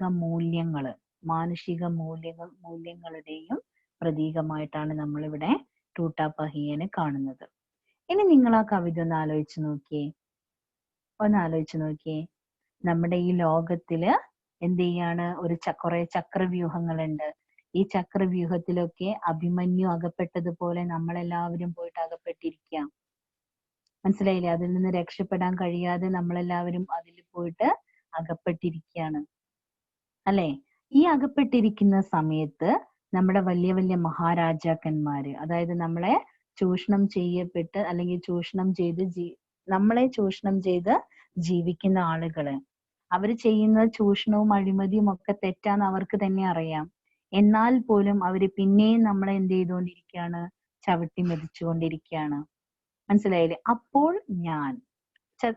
ആണ് അവിടെ ആര് വരുന്നത്? ടൂട്ടാ പഹിയ വരുന്നത്. ആ സമയത്ത് എന്നെ പോലെയുള്ള ആളുകള്, അതായത് നമുക്കറിയാം നമ്മളിപ്പോ ഈ ഒരു ട്രൈബൽ, നമ്മുടെ ഈ ഒരു വനവാസികൾക്കും ഇങ്ങനെ ഏറ്റവും ദുരിതം അനുഭവിക്കുന്ന ആളുകൾക്കും ഒക്കെ വേണ്ടി പ്രതികരിക്കുന്ന കുറെ ആളുകളെ നിങ്ങൾ കാണാറില്ലേ? അല്ലെ? അവർക്കും അവകാശങ്ങളുണ്ട്, അവർക്കും എന്താ പറയാ, പിന്നെ എല്ലാം നമ്മൾക്ക് കിട്ടുന്നത് പോലെ എല്ലാ അവകാശങ്ങളും കിട്ടാനുള്ള അവകാശം അവർക്കുണ്ട് എന്നൊക്കെ പറഞ്ഞുകൊണ്ട് ഈ താഴ്ന്ന തട്ടിലുള്ള ആളുകൾക്ക് വേണ്ടി പ്രതികരിക്കുന്ന കുറെ ആളുകളുണ്ട് അല്ലെ? അവരെയൊക്കെയാണ് ഇവിടെ ആരായിട്ട് കാണുന്നത്? ടൂട്ടാ പഹിയായിട്ട് കാണുന്നത് അല്ലെ? മനസ്സിലായോ? ഇപ്പൊ നമ്മളൊരു മധു എന്ന് പറഞ്ഞൊരു ബണ്ണ് കട്ടെടുത്തു എന്ന് പറഞ്ഞിട്ടൊരു പിന്നെ ഒരു ആദിവാസി അല്ലെ, നമ്മളൊരു മധു എന്ന് പറഞ്ഞാൽ കെട്ടിയിട്ട് തല്ലിക്കൊന്നു എന്നൊക്കെ പറഞ്ഞുകൊണ്ട് ഒരു വാർത്ത നിങ്ങൾ കണ്ടിട്ടുണ്ടായിരിക്കും കുറച്ചു മുൻപ് അല്ലെ? ഒരു വിശന്നിട്ട് ഒരു കഷ്ണം ബണ്ണെടുത്തു എന്നതാണ്, കള്ളൻ എന്നുള്ള രീതിയിലാണ് അദ്ദേഹത്തിനെ അങ്ങനെ ഉപദ്രവിച്ച് മരണത്തിലേക്ക് കൊണ്ടുപോയത് അല്ലെ? ഇതിനെതിരെ പ്രതികരിച്ച കുറെ ആളുകളുണ്ട്, ഒന്നും മിണ്ടാതിരുന്ന കുറെ ആളുകളുണ്ട്. അപ്പൊ ഇവർക്കൊക്കെ വേണ്ടി ശബ്ദമുയർത്തുന്ന ആളാണ് ആരെന്ന് പറയുന്നത്? ടൂട്ടാ പഹിയെ പോലെയുള്ള ആളുകൾ എന്ന് പറയുന്നത്. മനസ്സിലായോ? പിന്നെന്താ പറയുന്നത് ഇവിടെ? ഇങ്ങനെയുള്ള നമ്മളെ, അതായത് അഭിമന്യുവിനെ അവര് ഈ വലിയൊരു ശക്തി, ബ്രഹ്മാസ്ത്രം പോലെയുള്ള വലിയ ശക്തികൾ വെച്ചിട്ടാണ് അവര് നമ്മളെ അടിച്ചമർത്തുന്നത് അല്ലെ? അതിൽ നിന്ന് ഒരിക്കലും പുറത്തേക്ക് രക്ഷ നേടാൻ നമ്മളെ കൊണ്ട് സാധിക്കാതെയായി പോകും. മനസ്സിലായോ? ആ സമയത്തൊക്കെ ഞാനാണ് ആരെ സഹായിക്കാൻ ഉണ്ടാവുക? ഏറ്റവും താഴെ തട്ടിലുള്ള എന്നെ പോലെയുള്ള പൊട്ടിയ ചക്രങ്ങളാണ് എന്തിനുണ്ടാവുക? സഹായത്തിനുണ്ടാവുക. ഇതാണ് നമ്മുടെ ഈ ഒരു കവിതേന്റെ ഒരു ഇന്നത്തെ ഒരു അല്ലെങ്കിൽ ഒരു പിന്നെ സമകാലിക അവസ്ഥ, ഇന്നത്തെ കാലഘട്ടവുമായിട്ട് നമ്മുടെ കവിതയെ നമ്മൾ ഒത്തു നോക്കുന്നത് ഇങ്ങനെയാണ്. ഇനി അവസാനത്തെ 4 വരി ഒന്ന് നോക്കി നിങ്ങള്. ചരിത്രത്തിലെ സമൂഹത്തിന്റെ അവസ്ഥ അല്ലെ? സാമൂഹിക അവസ്ഥ സഹസാ ജൂട്ടി പട് ജാനേ പർ, പെട്ടെന്ന് അസത്യമായിട്ട് തീരുകയാണെങ്കിൽ, ക്യാ ജാനേ, എന്തറിയാം? സച്ചായി ടൂട്ടേ ഹുയേ പഹിയോം കാ ആശ്രയിലേ, സത്യം എന്നെ പോലെയുള്ള പൊട്ടിയ ചക്രങ്ങളെ ആശ്രയിച്ചാലോ. അതായത് അഭിമന്യു സത്യത്തിന്റെ പ്രതീകമായിരുന്നു അല്ലെ? ആ അഭിമന്യു എന്ത് ചെയ്യാണ്? ആ അഭിമന്യു നമ്മുടെ ഒരു മിനിറ്റ്. ആ അഭിമന്യു പിന്നെ ജീവൻ നിലനിർത്താൻ വേണ്ടിയിട്ട് നമ്മുടെ പൊട്ടിയ ചക്രങ്ങളുടെ സഹായം തേടി അല്ലേ? പൊട്ടിയ ചക്രങ്ങളുടെ സഹായം തേടുക ചെയ്തത്. അപ്പൊ എന്താണ്? സത്യം നിലനിൽക്കണം. അഭിമന്യു എന്ന് പറയുന്നത് സത്യമാണ് അല്ലേ? ആ സത്യം നിലനിൽക്കാൻ വേണ്ടിയിട്ട് പൊട്ടിയ ചക്രങ്ങളുടെ സഹായം കുറച്ച് സമയത്തിനെങ്കിലും വേണ്ടി വന്നു. അപ്പൊ ആ ഒരു അഭിമാനമാണ് ആർക്കുള്ളത്? നമ്മുടെ പൊട്ടിയ ചക്രത്തിന് ഉള്ളത്. അപ്പൊ എങ്ങനെയാണ് ഇത് കണക്ട് ആയതെന്ന് മനസ്സിലായോ? മഹാഭാരത യുദ്ധം എന്ന് പറയുന്നത് ഈ ലോകമാണ്, അല്ലെങ്കിൽ നമ്മുടെ ജീവിതമാണ്. ചക്രവ്യൂഹം എന്ന് പറയുന്നത് ഈ ലോകത്തിൽ നമ്മൾ അഭിമുഖീകരിക്കേണ്ടി വരുന്ന പ്രശ്നങ്ങളാണ്. വലിയ വലിയ മഹാരാജാക്കന്മാർ എന്ന് പറയുന്നത് നമ്മളെ ചൂഷണം ചെയ്യുന്ന വർഗങ്ങളാണ് അല്ലെ? അഭിമന്യു എന്ന് പറയുന്നത് നമ്മളാണ്. അതായത് ചൂഷണം പെടാൻ വിധിച്ചവർ, അതായത് ഇരകളാണ്. ബ്രഹ്മാസ്ത്രം എന്ന് പറഞ്ഞാൽ അവർ നമ്മൾക്കെതിരെ പ്രയോഗിക്കുന്ന ആയുധങ്ങളാണ്. ഏതൊക്കെ രീതിയിൽ അഴിമതി നടത്താം, ഏതൊക്കെ രീതിയിൽ നമ്മളെ ചൂഷണം ചെയ്യാം, ആ രീതിയാണ് എന്തെന്ന് പറയുന്നത്? ബ്രഹ്മാസ്ത്രം എന്ന് പറയുന്നത്. മനസ്സിലായോ? പിന്നെ ഇത്രയും കാര്യങ്ങൾ. പൊട്ടിയ ചക്രം എന്ന് പറയുന്നത് ഇതിനെയൊക്കെ നിലനിർത്താൻ, സത്യത്തിനെ ഭൂമിയിൽ നിലനിർത്താൻ ആഗ്രഹിക്കുന്ന കുറച്ച് നല്ല മനുഷ്യര്, ഏറ്റവും കഴിവില്ലാത്ത ഏറ്റവും താഴെ തട്ടിലുള്ള കുറച്ച് ആളുകളുടെ പ്രതീകമാണ്. അവർക്ക് സത്യത്തിന് നിൽക്കണം, സത്യം ഈ ലോകത്ത് നിലനിൽക്കണം എന്ന് ആഗ്രഹിക്കുന്ന കുറച്ചു ആളുകളുടെ ഒരു കൂട്ടത്തിനെയാണ് നമ്മൾ ഇവിടെ ടൂട്ടാ പഹിയ എന്ന് പറയുന്നത്. ഓക്കെ, മനസ്സിലായോ? ഇതാണ് കവിത. ഇനി നമ്മൾ ഇതൊക്കെ ഹിന്ദിയിലേക്ക് എഴുതാണ് വേണ്ടത് കേട്ടോ. ഇനി ഞാൻ വിളിക്കുന്ന 2-3 പേരുകള് ഓർത്ത് വയ്ക്കുക. ഫസീഹ്, ഫസീഹ് മൈക്ക് ഓൺ ആക്കിയേ. Faseeh Shaban. Hello Faseeh Shaban.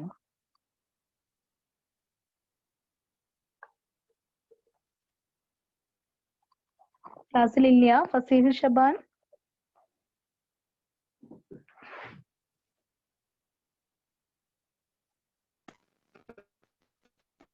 Hello hello ഫസീഹേ,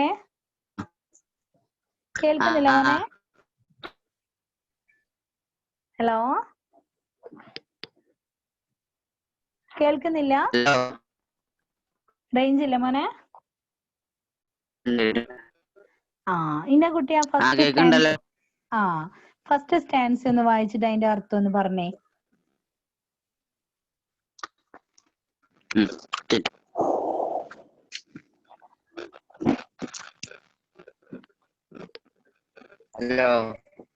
ഓരോരോ വരി വായിച്ചിട്ട് പറഞ്ഞാ മതി കേട്ടോ.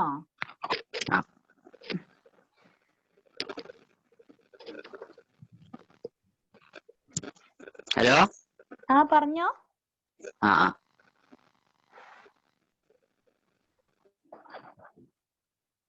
വായിച്ചോ.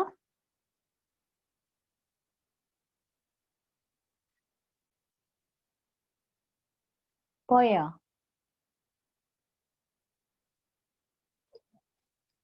ഫസീഹ് പോയോ? ഹലോ, പറഞ്ഞോ, കേക്കുന്നില്ലേ? ഹലോ, ഹലോ, കേക്കുന്നില്ല? ഹലോ. ഫസീഹ് മൈക്ക് ഓഫ് ചെയ്തോളാം കേട്ടോ. Hello,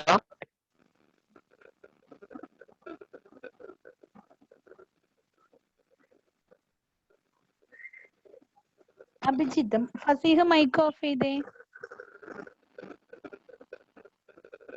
Abhijith, Abhijith mic on ആക്കിയേ. ഹലോ അഭിജിത്തേ. ഹലോ അഭിജിത്ത്. ഹലോ, എന്താ മക്കളെ, നിങ്ങൾക്കൊന്നും റേഞ്ച് ഇല്ലേ? കേൾക്കുന്നില്ലല്ലോ ആര് പറയുന്നതും. അഭിജിത്ത് പറയൂ, ആദ്യത്തെ സ്റ്റാൻസ വായിച്ചിട്ടൊന്ന് ആശയം പറഞ്ഞേ. ഹലോ അഭിജിത്തെ ആദ്യത്തെ സ്റ്റാൻസ വായിച്ചിട്ടൊന്ന് ആശയം പറഞ്ഞേ.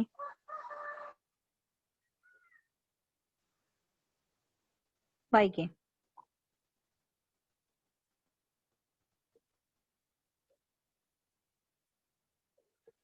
അഭിജിത്ത്.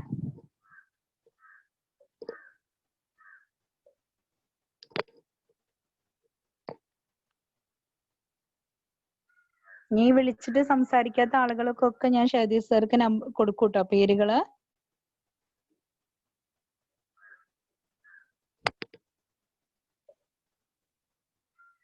അഭിജിത്ത് സംസാരിക്കേ. മൈക്ക് ഓൺ ആണല്ലോ. അഭിജിത്തെ.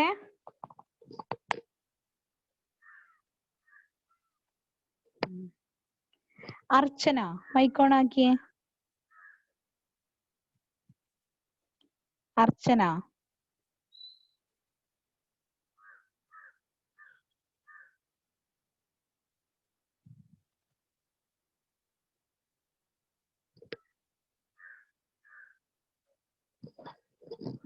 Fida mic on ആക്കിയേ.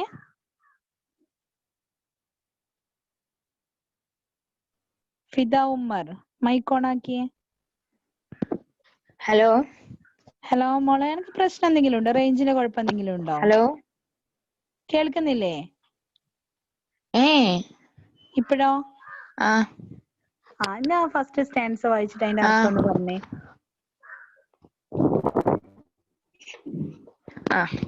ഓരോ വരി വായിക്കാം, അതിന്റെ ആശയം പറയാട്ടോ. മേം ഞാൻ രഥ ടൂട്ടാ ഹുവ പഹിയാ ഹും, രഥത്തിന്റെ പൊട്ടിയ ചക്രം. ലേക്കിൻ മുझे ഫേക്കോ മത്, എന്നാൽ എന്നെ വലിച്ചെറിയരുത്. ചക്രമാകുന്നു.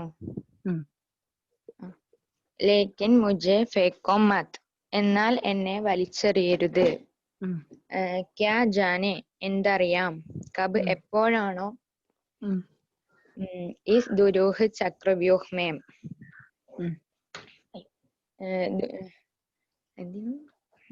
ദുരൂഹത ചക്രവ്യൂഹിൽ, ഈ ദുരൂഹമായ മായ ചക്രവ്യൂഹിൽ, വ്യൂഹത്തിൽ,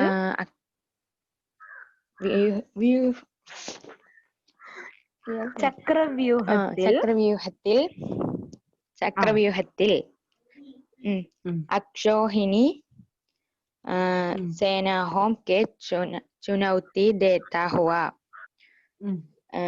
അക്ഷോഹിണി സൈന്യത്തെ വെല്ലുവിളിച്ച് നൽകിക്കൊണ്ട്, വെല്ലുവിളി നൽകിക്കൊണ്ട്, കോയി ദുസ്സാഹസി അഭിമന്യു ആക്കർ ഗിർ ജായേ, ഏതെങ്കിലും ദുസ്സാഹസി അഭിമന്യു അകപ്പെട്ടാലോ. Okay, very good. കഴിഞ്ഞില്ലേ? കഴിഞ്ഞാൽ മതി. ഓക്കെ. മിൻഹാജ് ഒന്ന് മൈക്ക് ഓൺ ആക്കിയേ. മിൻഹാജ്.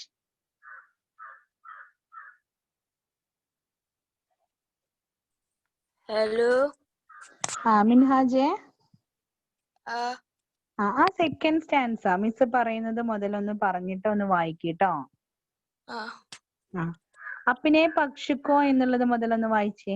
അപ്പൊ അവള് വായിച്ചതിന്റെ ബാക്കി ഓരോ വരി. അപ്പിനെ പക്ഷിക്കോ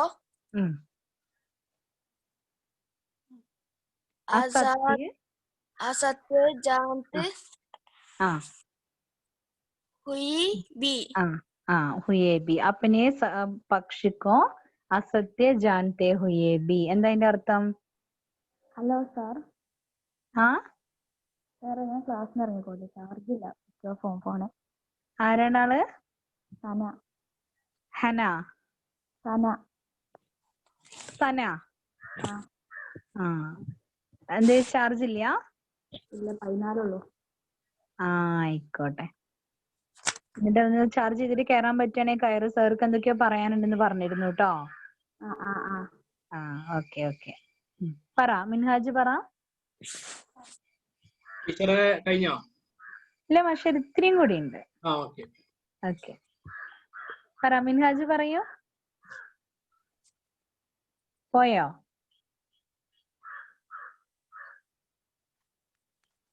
മിൻഹാജെ പോയോ?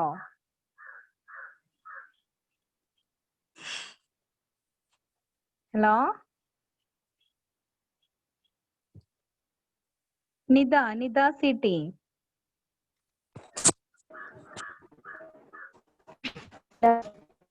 ഹലോ നിത. ആ രണ്ടാമത്തെ ഒന്ന് പറഞ്ഞേ. അപ്പനെ പക്ഷിക്കോ മുതലൊന്ന് പറഞ്ഞേ.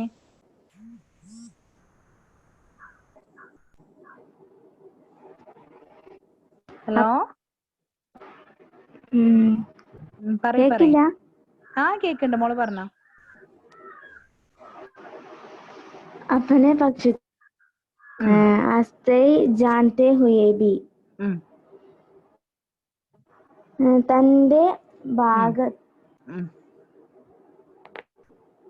തങ്ങളുടെ ഭാഗം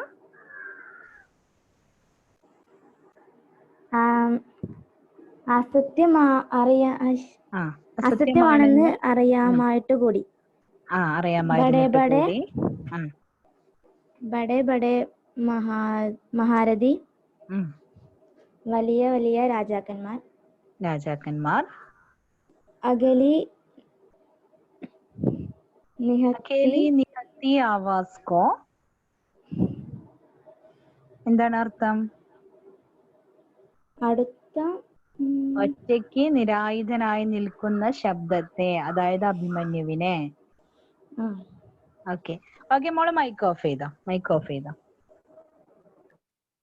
ഇവിടെ മിസ് ഒരൊറ്റ വട്ടം കൂടി ഇത് പറയാണ്. ഇത് പറഞ്ഞു കഴിഞ്ഞതാണ് നമുക്ക് ഹോംവർക്ക് ആയിട്ട് വരുന്നത്. ശരിക്കും ശ്രദ്ധിക്കാം.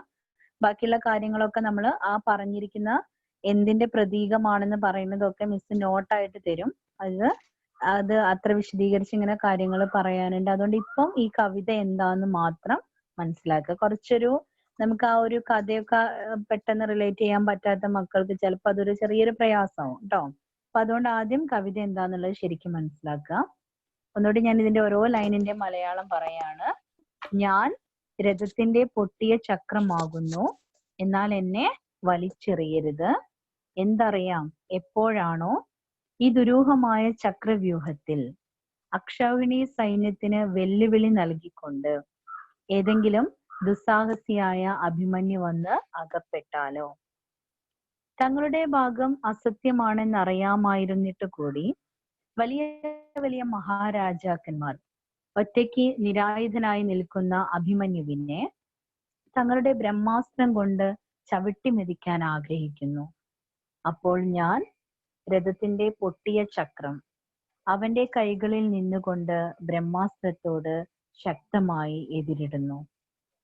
ഞാൻ രഥത്തിന്റെ പൊട്ടിയ ചക്രം ആകുന്നു, എന്നാൽ എന്നെ വലിച്ചെറിയരുത്. ചരിത്രത്തിലെ അവസ്ഥ അല്ലെങ്കിൽ ചരിത്രത്തിൽ സമൂഹത്തിന്റെ അവസ്ഥ പെട്ടെന്ന് അസത്യമായി തീരുകയാണെങ്കിൽ എന്തറിയാം, സത്യം എന്നെ പോലെയുള്ള പൊട്ടിയ ചക്രങ്ങളെ ആശ്രയിച്ചാലോ. അപ്പൊ ഇതാണ് നമ്മുടെ കവിത. ഇനി മിസ്സിന് പറയാനുള്ള കുറച്ച് കാര്യം ഒന്ന് ശരിക്കും ശ്രദ്ധിക്കാം. ഇതിലുള്ള ഹോംവർക്ക് എന്ന് പറയുന്നത് ഈ കവിതയുടെ ആശയം നിങ്ങൾ എഴുതുക എന്നുള്ളതാണ്. കവിതയുടെ ആശയമാണ് നിങ്ങൾ എഴുതേണ്ടത് കേട്ടോ. കവിതയുടെ ആശയം എന്ന് പറയുമ്പം കവിന്റെ പേര് എന്താണ് ഇതിലും അർത്ഥമാക്കുന്നത്, ഇങ്ങനെയുള്ള കാര്യങ്ങളൊക്കെ വെച്ചിട്ട് വേണം കവിതയുടെ ആശയം എഴുതാൻ കേട്ടോ.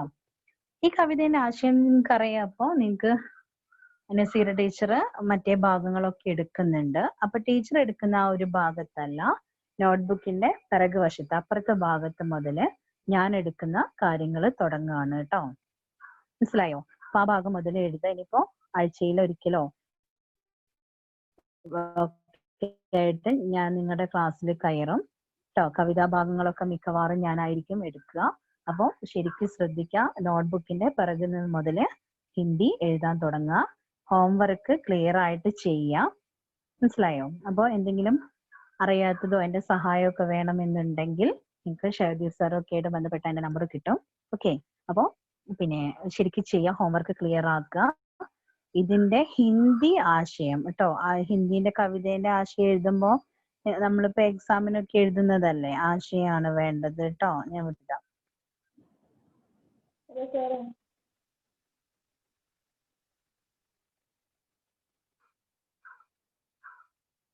അപ്പം ആശയമാണ് നമുക്ക് വേണ്ടത്.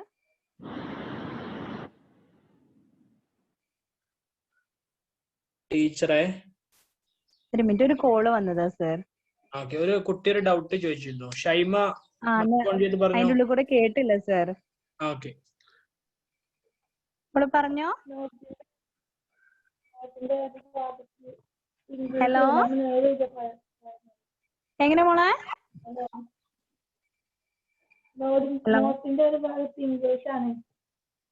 അതെ, ഹിന്ദി നോട്ടിന്റെ ഒരു ഭാഗത്ത് ഇംഗ്ലീഷ് എഴുതാൻ തുടങ്ങിയോ? അപ്പൊ എന്താ ചെയ്യാനിപ്പോ?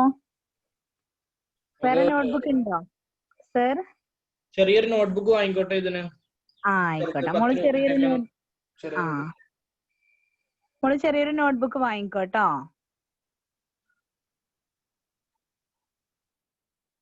പിന്നെ എന്തെങ്കിലും സംശയം ഉണ്ടോ? ഓക്കെ ഓക്കെ ഓക്കെ, അപ്പൊ ആശയം കറക്റ്റ് ആയിട്ട് ഹോംവർക്ക് ഒക്കെ ചെയ്യാട്ടോ. Okay sir. Okay teacher leave അടിച്ചോളി. ഓക്കെ.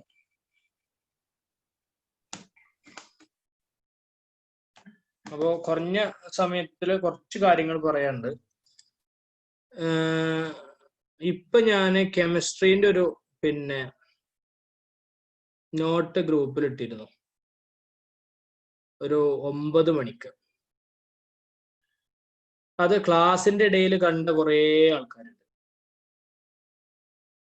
ഒരു ടെസ്റ്റ് ആയിരുന്നു അതിന്റെ ഇടയിൽ ഇട്ടത് ഞാൻ. കാരണം എന്താ വെച്ചാൽ നിങ്ങൾ ക്ലാസ് എടുക്കുന്ന സമയത്ത് മെസ്സേജ് ഒക്കെ വന്നാൽ അതുമ്പോ കൂടുന്നുണ്ടോ അതല്ല നിങ്ങൾ ക്ലാസ്സിൽ ശ്രദ്ധിച്ചിരിക്കുകയാണോ അറിയാൻ കുറെ ആൾക്കാരുണ്ട്.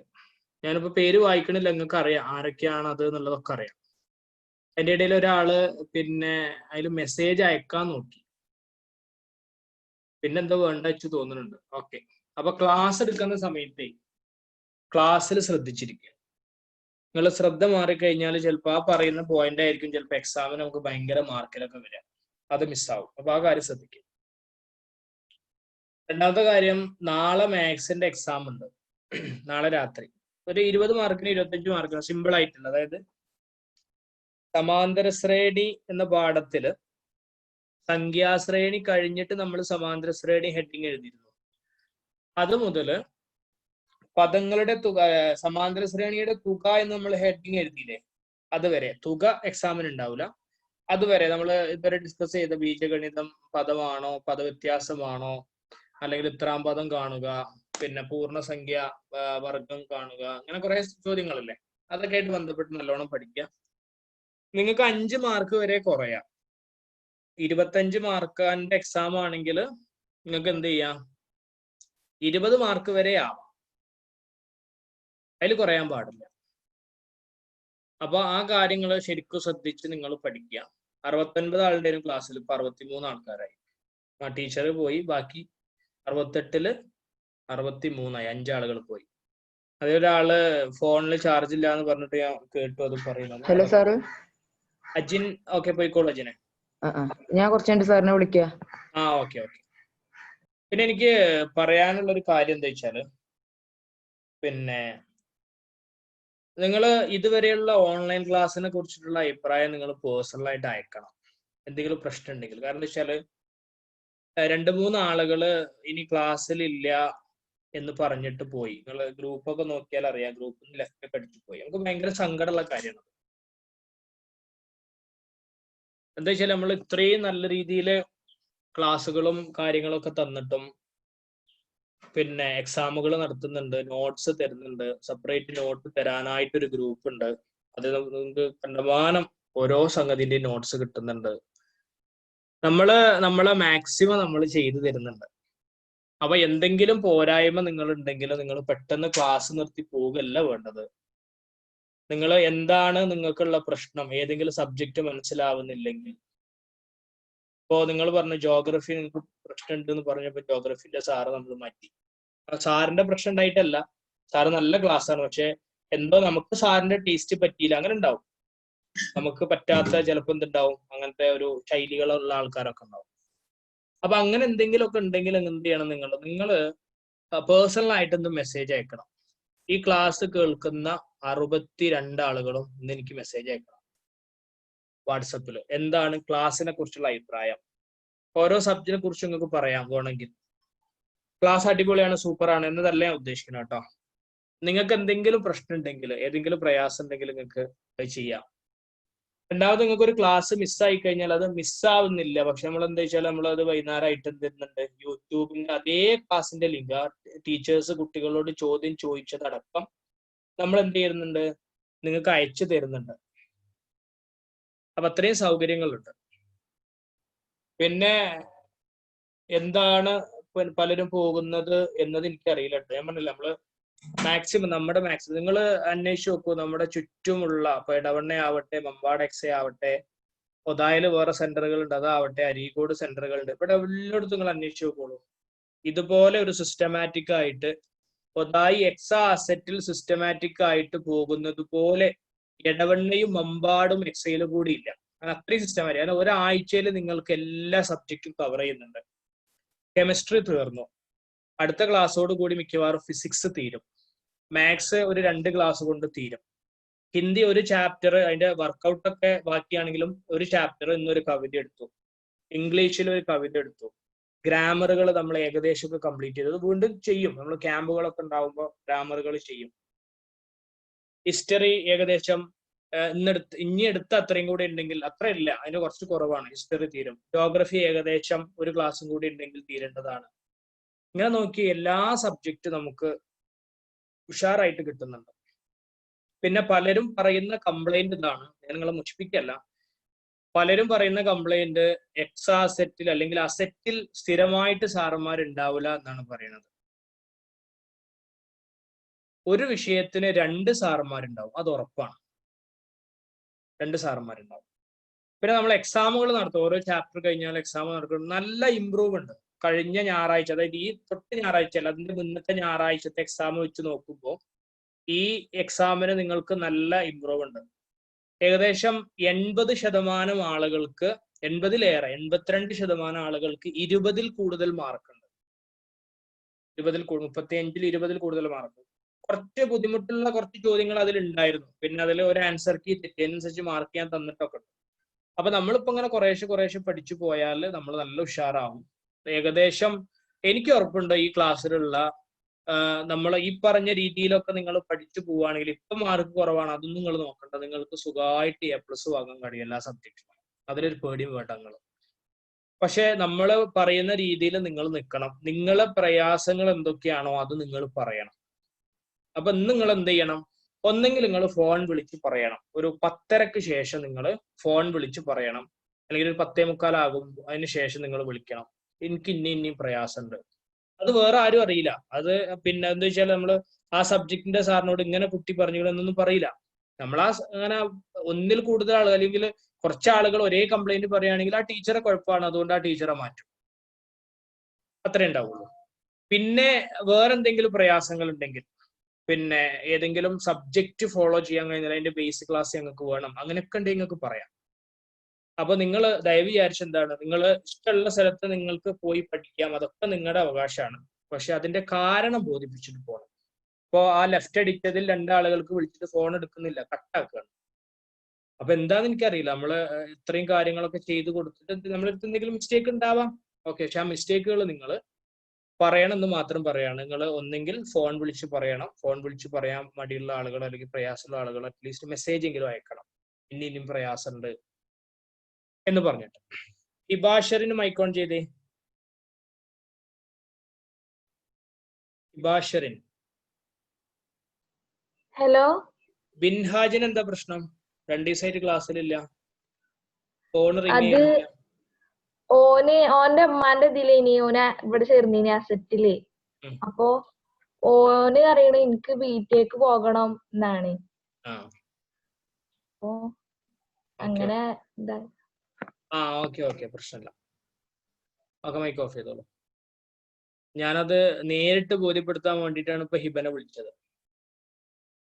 ഓക്കെ, എന്നാൽ അപ്പൊ നിങ്ങൾ ഞാൻ പറഞ്ഞ പോലെ ചെയ്യാം.